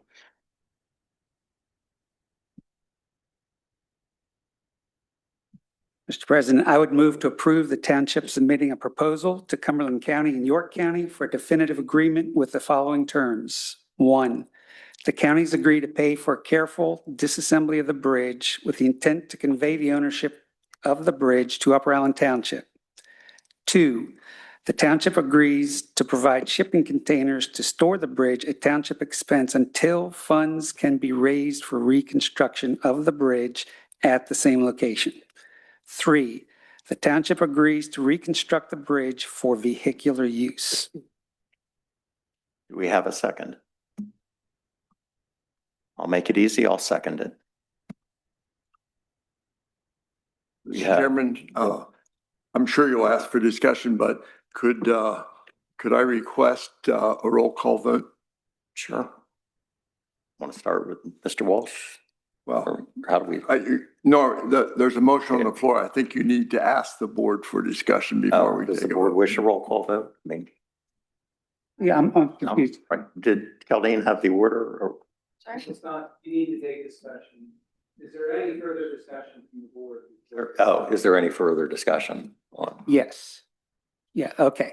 So there's been a motion and a second. And so now we can have the discussion amongst the board. Okay, good. So sure.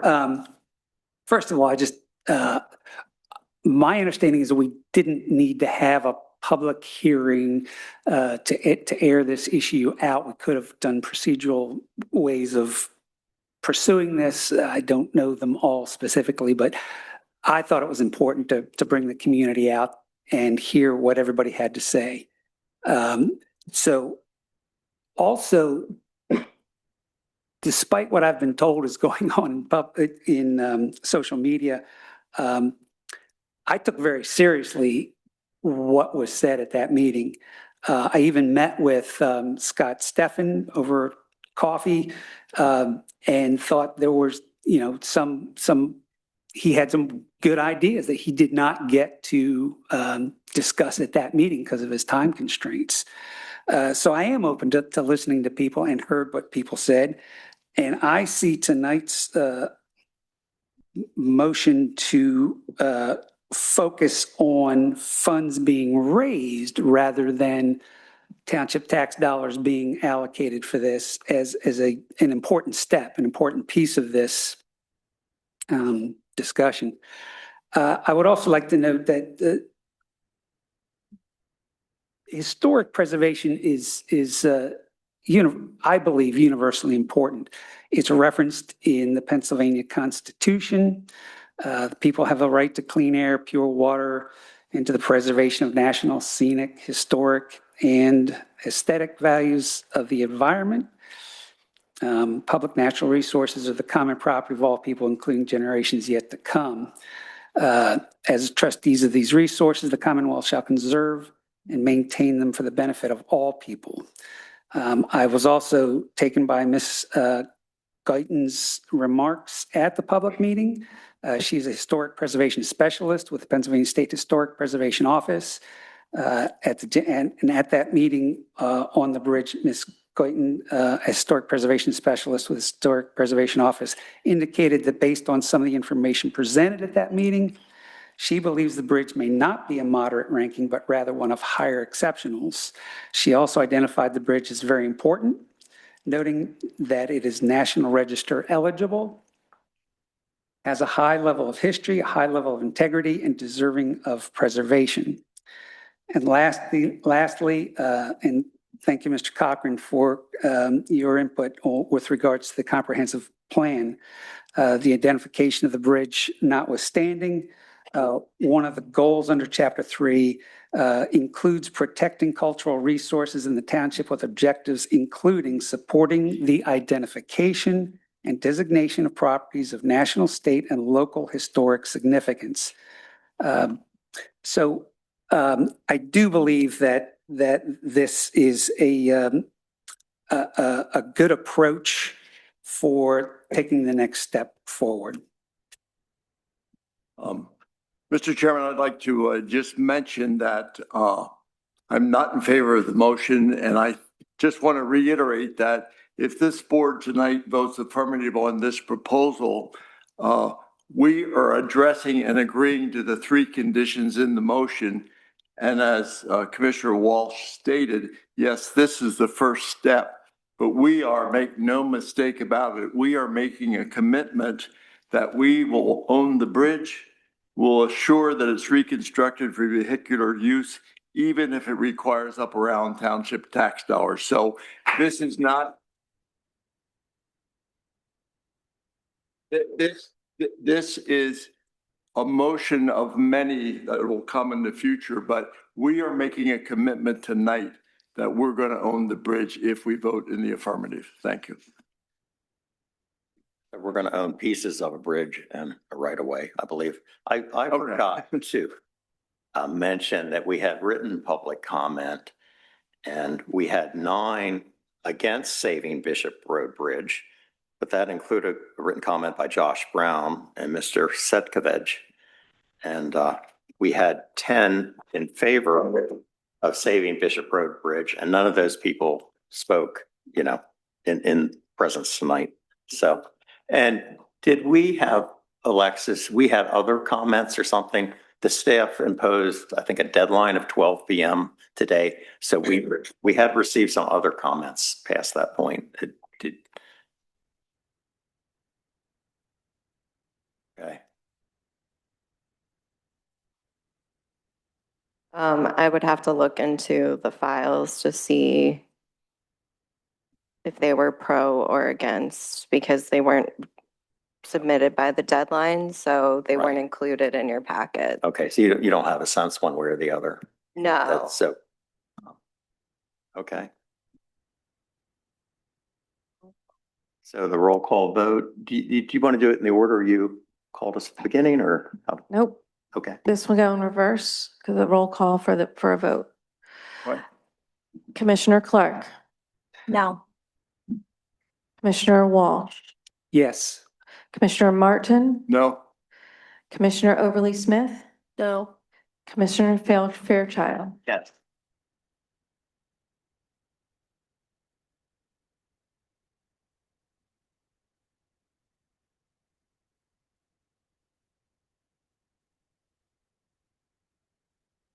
Let's fill those backpacks.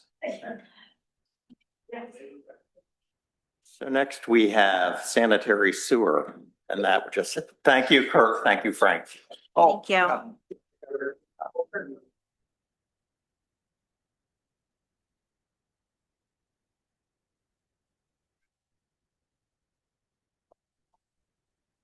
got drink. Here. Oh, yeah, 17. No, today's 18. We missed it. Do we have any report or discussion about sanitary sewer? Okay. How about the administrative committee? Budget update? There is no additional information or report under administration. Okay. I would just say I'm happy with the budget presentation, the graph, and then the inclusion of the spreadsheet. And so we are tracking our net position monthly for all the funds. I would suggest maybe we include last year as another spreadsheet, just so we could see the seasonality of it. I agree. The budgets reports are really good. Yep. And thanks to Zach and the staff. Thank you to Zach. Oh, Zach is here. Thank you. Sorry, I just stepped up. A great job. Very, very helpful to us. Next, we have Grantham Pond Phase 2. Good evening, Commissioners. Tonight, we're seeking approval to give the engineer permission to prepare the bidding documents for Phase 2 of the Grantham Park project. Mike put a map up for us. The Grantham Park project was presented to the Board of Commissioners and DCNR as a 2-phase project with an original estimated cost of approximately $1.1 million. Phase 1 consisting of pond dredging, a replacement water intake pipe, and an accessible fishing pier. Phase 2 of the project consisting of a half-mile walking trail, updated parking lot, and stormwater improvements. DCNR awarded the township a 50% grant match of $250,000 towards the accessibility portion of the project only. DCNR considered the pond dredging and new water intake as a maintenance project and cannot be used as matching funds. Phase 1 of the project was awarded to Kinsley Construction for $750,000 last year. This phase was completed under budget at $660,000. We received half of our grant for $125,000 last year to use as a credit towards the ADA fishing pier. The other $125,000 would be requested at the completion of Phase 2. $400,000 was budgeted this year for Phase 2 in the 2026 Capital Improvements Fund, and project estimates from the engineer we received this year are approximately $275,000.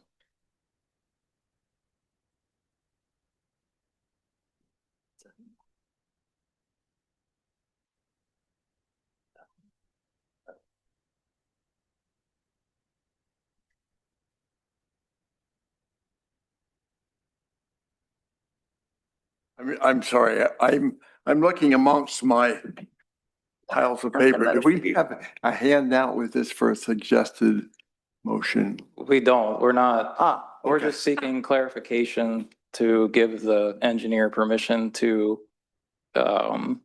present bidding documents. Oh, this is just advising him Yeah. to take his next step to get all the information together. So This is just direction, the bidding and documents then would. we will take successive action to actually put it out for bid, probably. Okay. That's why I couldn't find the paper. Just to clarify, we have until next year to utilize. Use the grant money, correct? To use the grant money.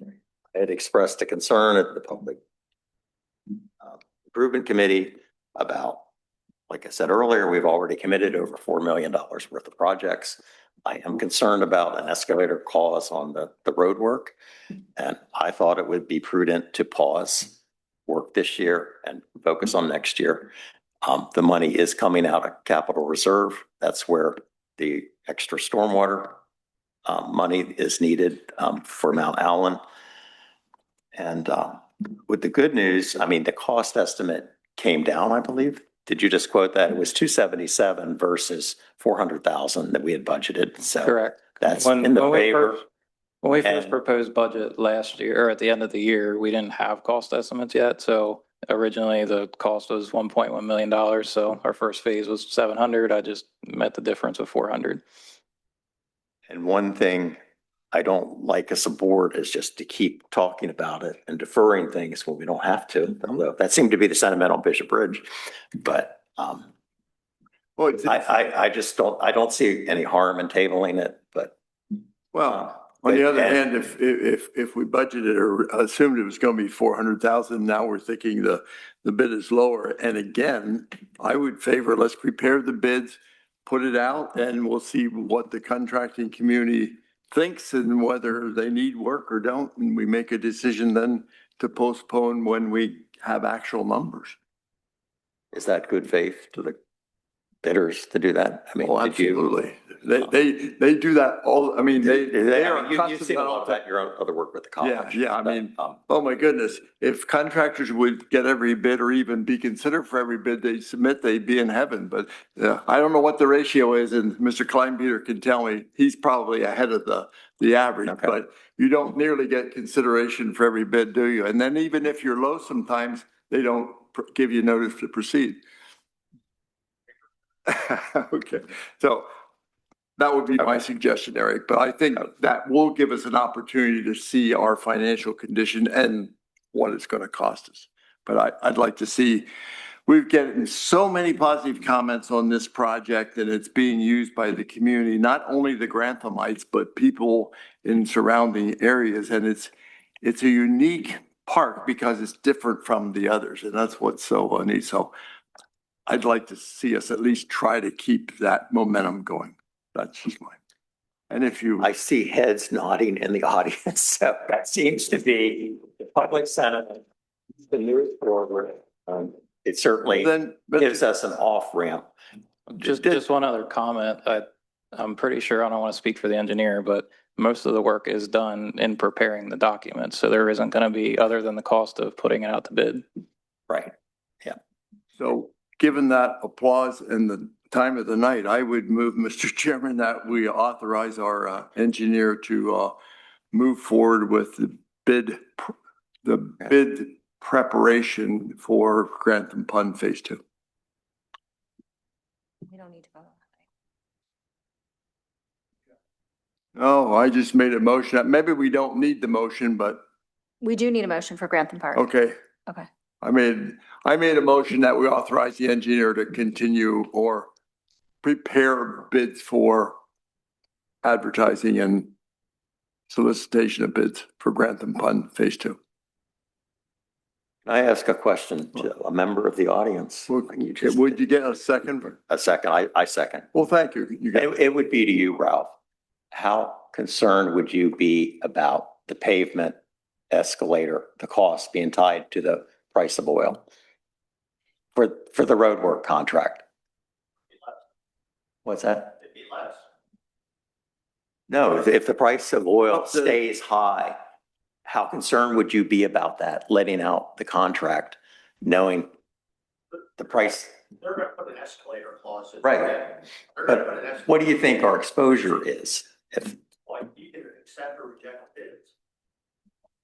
okay, so cross the. You open the bid for 30 days and. No, not to speak for Mr. Fairchild, my God forbid, but no, I think the question came up in our road improvement discussion in committee earlier. You know, we have an escalator clause in there and some money budgeted, and we're scratching our heads saying, geez, oil's going up and up. Is that bucket large enough? And I believe, Eric, correct me. How worried are you as a contractor that the price of bituminous is going to go through the roof? Or is it? Yeah, that's a good way to phrase it. Or is it kind of stabilized and it may go up a little, but we've seen the biggest increase already, maybe? Yeah, I'd say at least another month or so, it's gonna remain high. Okay, but you don't see it going more crazy than it is? We'll see what the water brings. Of course, if you knew the answer to that, Ralph, you wouldn't be sitting there, would you? Okay, thanks, Ralph. Sorry to impose, but I knew you had some No, expertise there. that's good. And to your point, you know, we won't actually be awarding that the roadway bid for another month or 6 weeks. So, but but I think it's a fiscally responsible question to ask, Eric. Okay. All right, Tanya.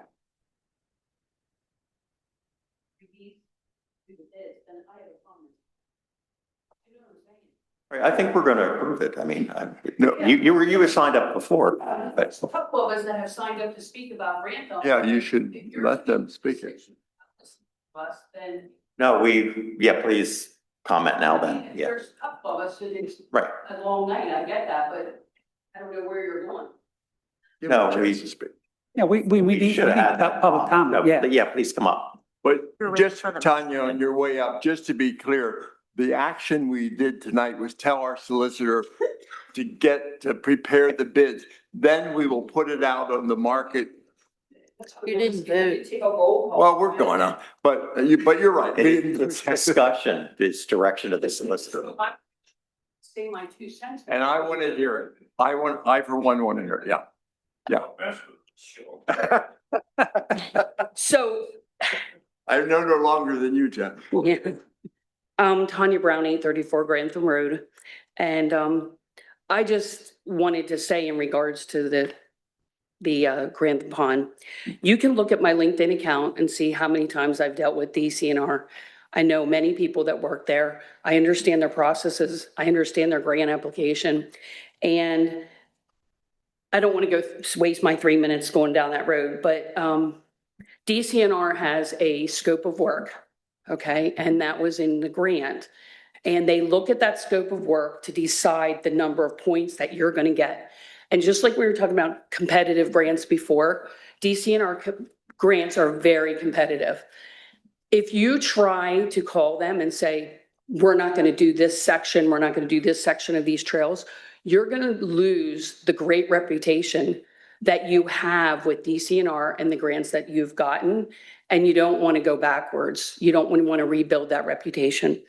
So You've already have that rapport, and it is notated in, if you're from, this is the book that you read before you write a grant. It's their 5-year plan, okay? With that 5-year plan, they're looking for trails to get people off streets, to give people the opportunity to walk in a beautiful place like the pond.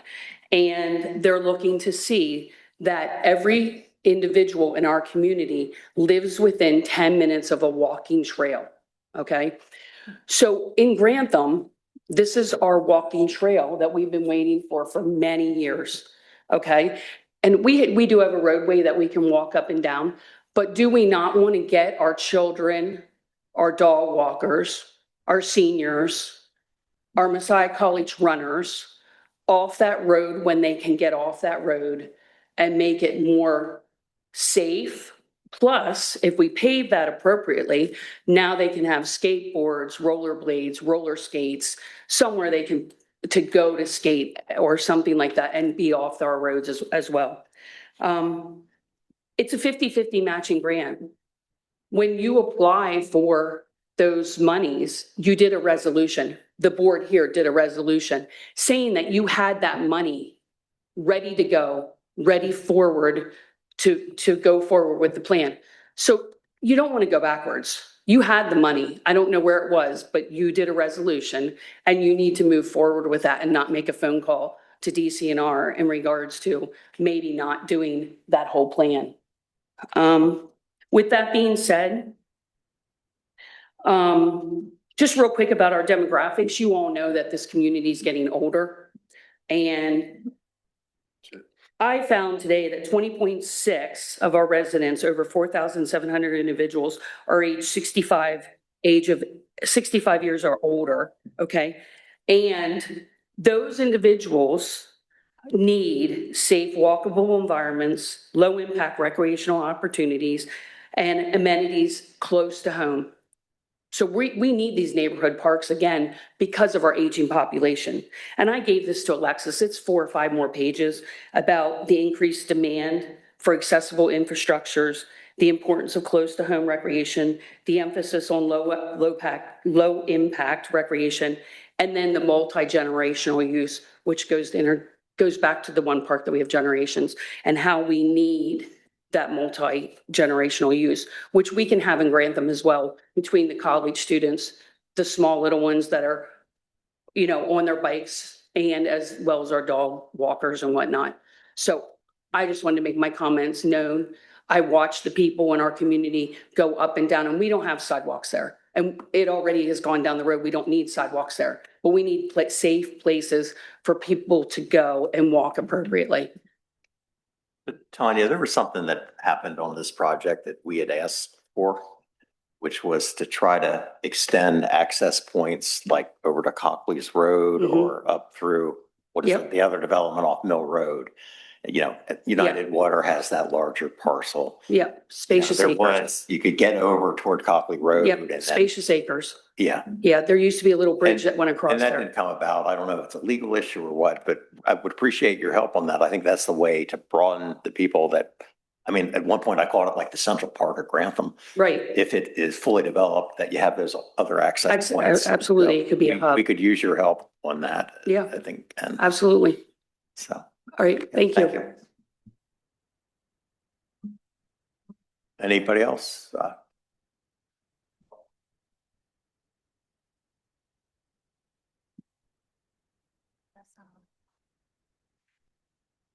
Hi, Cynthia Smith, 850 Grantham Road. I just wanted to comment mostly because it's an hour past my bedtime, so I didn't want to stay up for nothing. But I just, first of all, want to commend the efforts that have already taken place. My property borders the far end of Grantham Road, so I've seen firsthand the transformation. I watched for years all the muck and stagnation at the end of the pond, and it was really horrific and not a really nice place. And the transformation has been pretty marvelous. The turtles are back, the deer are back, there's hawks nesting in the trees. I even saw an eagle fly in from the pond. It was quite exciting. So that's incredible. And as I've been venturing down there to walk around with my friends and my family, I just want to encourage you, and I think the sentiment is going that direction, but to continue on with phase 2 as we walk around, so many of them have said, oh, it's a shame the path doesn't go the whole way around the pond. I'm like, yeah, you're right. It is a shame, but you know, it's coming, it's coming. One girlfriend in particular who's had a lot of physical challenges in her life and battled cancer and all sorts of things, is trying her best to stay mobile. And we walked and we got so far and she said, I don't feel comfortable. So as we just want to move on to phase 2 so desperately, just to make this accessible to everybody and continue to improve it, I just encourage you to just take that move and move on.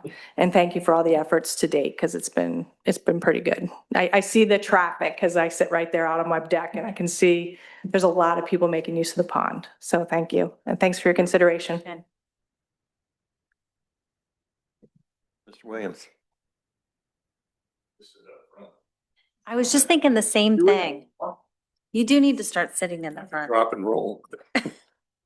Jeff Williams, 334 East Meadow Drive. I was down at the park today. It's 28 degrees and there's a kid going down the giant slide. They're out in our parks, no matter what the weather. I urge you all, after the bids come back, not to, if you vote that way, not to delay this project. There's 3 of us here that are retired park and rec directors. We total 100 years of experience, and we've all worked with DCNR, and what Tug said was true. I get concerned about our reputation. And what our reputation is right now, folks, is we are ADA compliant, including the award that staff gets next week. They're all related to ADA compliance. Every single one of them. And that's our reputation for all our parks. Perimeter paths, accessible walking trails, like Tug said. So I just want to reemphasize that. The Park and Recreation Board is strongly in favor of, as we've said, continuing this project, finishing it up. So get the bids back and see what you think, but please don't delay it, folks. And we do appreciate all of you for your support for parks. Thank you. All righty. Chairperson, may I make a comment really quick? I did go down to Grantham Pond and I remember taking my son there when he was a lot younger to fish, and it was not in very good shape. We didn't get any fish, but he did find several snakes. And when I went back this weekend, I was really surprised by how different it looked and how the work of our staff and this commission before me really put a lot of time and effort into that park. And I just think it looks beautiful. I did see a woodpecker while I was there, which I thought was pretty exciting. And I also need to apologize to Chad because I actually measured the walkways because I kept saying they're 6 feet and they're not, they're 8 feet. So I said I'd eat crow if I were wrong. And so I just wanted to get that on record. But I do agree with you, Jeff, about not wanting to delay it. I do think that we have to be mindful after those bids come in, and I'm not saying it's going to impact my vote tonight, but I do think that we need to be mindful after the bids come in about where that puts us with the cost of oil and the impact on this plan. And I think that it's important that as commissioners and as township residents, we look at things as needs and wants. And if we see that the cost of roadway repair and stormwater repair is going to be greater than what we have budgeted, while I would hate to ruin our reputation with DCNR or delay this project, as I've said, I appreciate it so much and enjoy it myself. But I do think we have to be mindful about the costs. I think we put the bids out there. I think that's the right thing to do, but we do need to be aware that we have responsibilities to stormwater repair and roadway repair, and these are great things, and as long as we can afford them, we should do them. But I think it needs to be secondary, Mr. Commissioner, or Mr. Chairman, if we see that both of those bids come in high. Yep, thank you. Okay, what is our action, if any? We had, Motion on that floor. and it's just to direct the staff. There's no, direct the engineer. Yeah, It's direct the the engineer. The engineer to prepare the bid, for bid and advertise accordingly. The documents. Oh, I thought we had to approve the advertisement separately. I thought he It's already works and then he comes back with bid documents ready to advertise. Yeah, he doesn't have the bid documents prepared yet. We paused his work on this project until we got clarification on moving forward. Then he will come back though for that. The plan is the original plan, however, that was originally approved and committed in the application for the grant. So the plan didn't change unless there's a request for an alternate direction. But again, this is to put out to bid.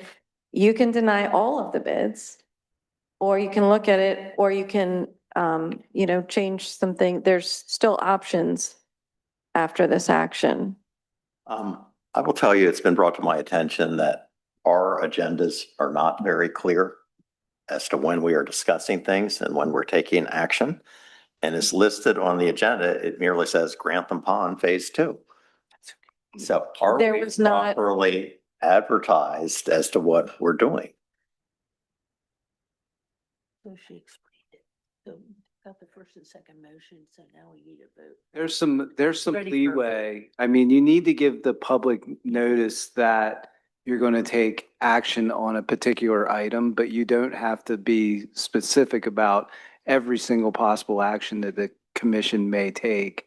So I think that I typically would recommend more of what the actual action item would be, but I don't think that this listing here precludes the board from taking the action that they discussed tonight. Okay, Ready? So there was no direction or recommendation, except for what was discussed at the public meeting yesterday and now is proposed by an individual commissioner on the floor. So the motion is to instruct the engineer to proceed with designing and preparing bids. Not to advertise. The staff has to advertise. That's the step I'm missing, that normally when you advertise. Okay, that's Mr. actual Chairman, action. I amend my motion to include preparing bids and to advertise. Is there a second? And that's proper for the solicitor. You can prepare documents and advertise in Yes. one step of direction, and we don't have to revisit it. Correct. Okay. So, Mr. Chairman, there's an amendment to the motion, so you vote on the amendment first, and then if that passes, we vote on the amended motion. I would second the amendment. Jen already did. Okay. Okay, then we vote on the amendment. All those To in include in the motion to advertise. advertise, right. So all those in favor? Aye. Okay, motion. Carried. Now vote on the amended motion. What we just did. No, we voted, the original To amend motion, was for the engineer prepare bids. And then I amended that for the engineer prepare bids and for him to advertise. So we passed the amendment to the motion to advertise. Now you have an amended motion to instruct the engineer to prepare bids and advertise for Grantham Park Phase 2. So move. Second. All those in favor? Aye. Okay. So we're down to solicitor update. Just very briefly, I sent an email to the commissioners about the first class township code being updated.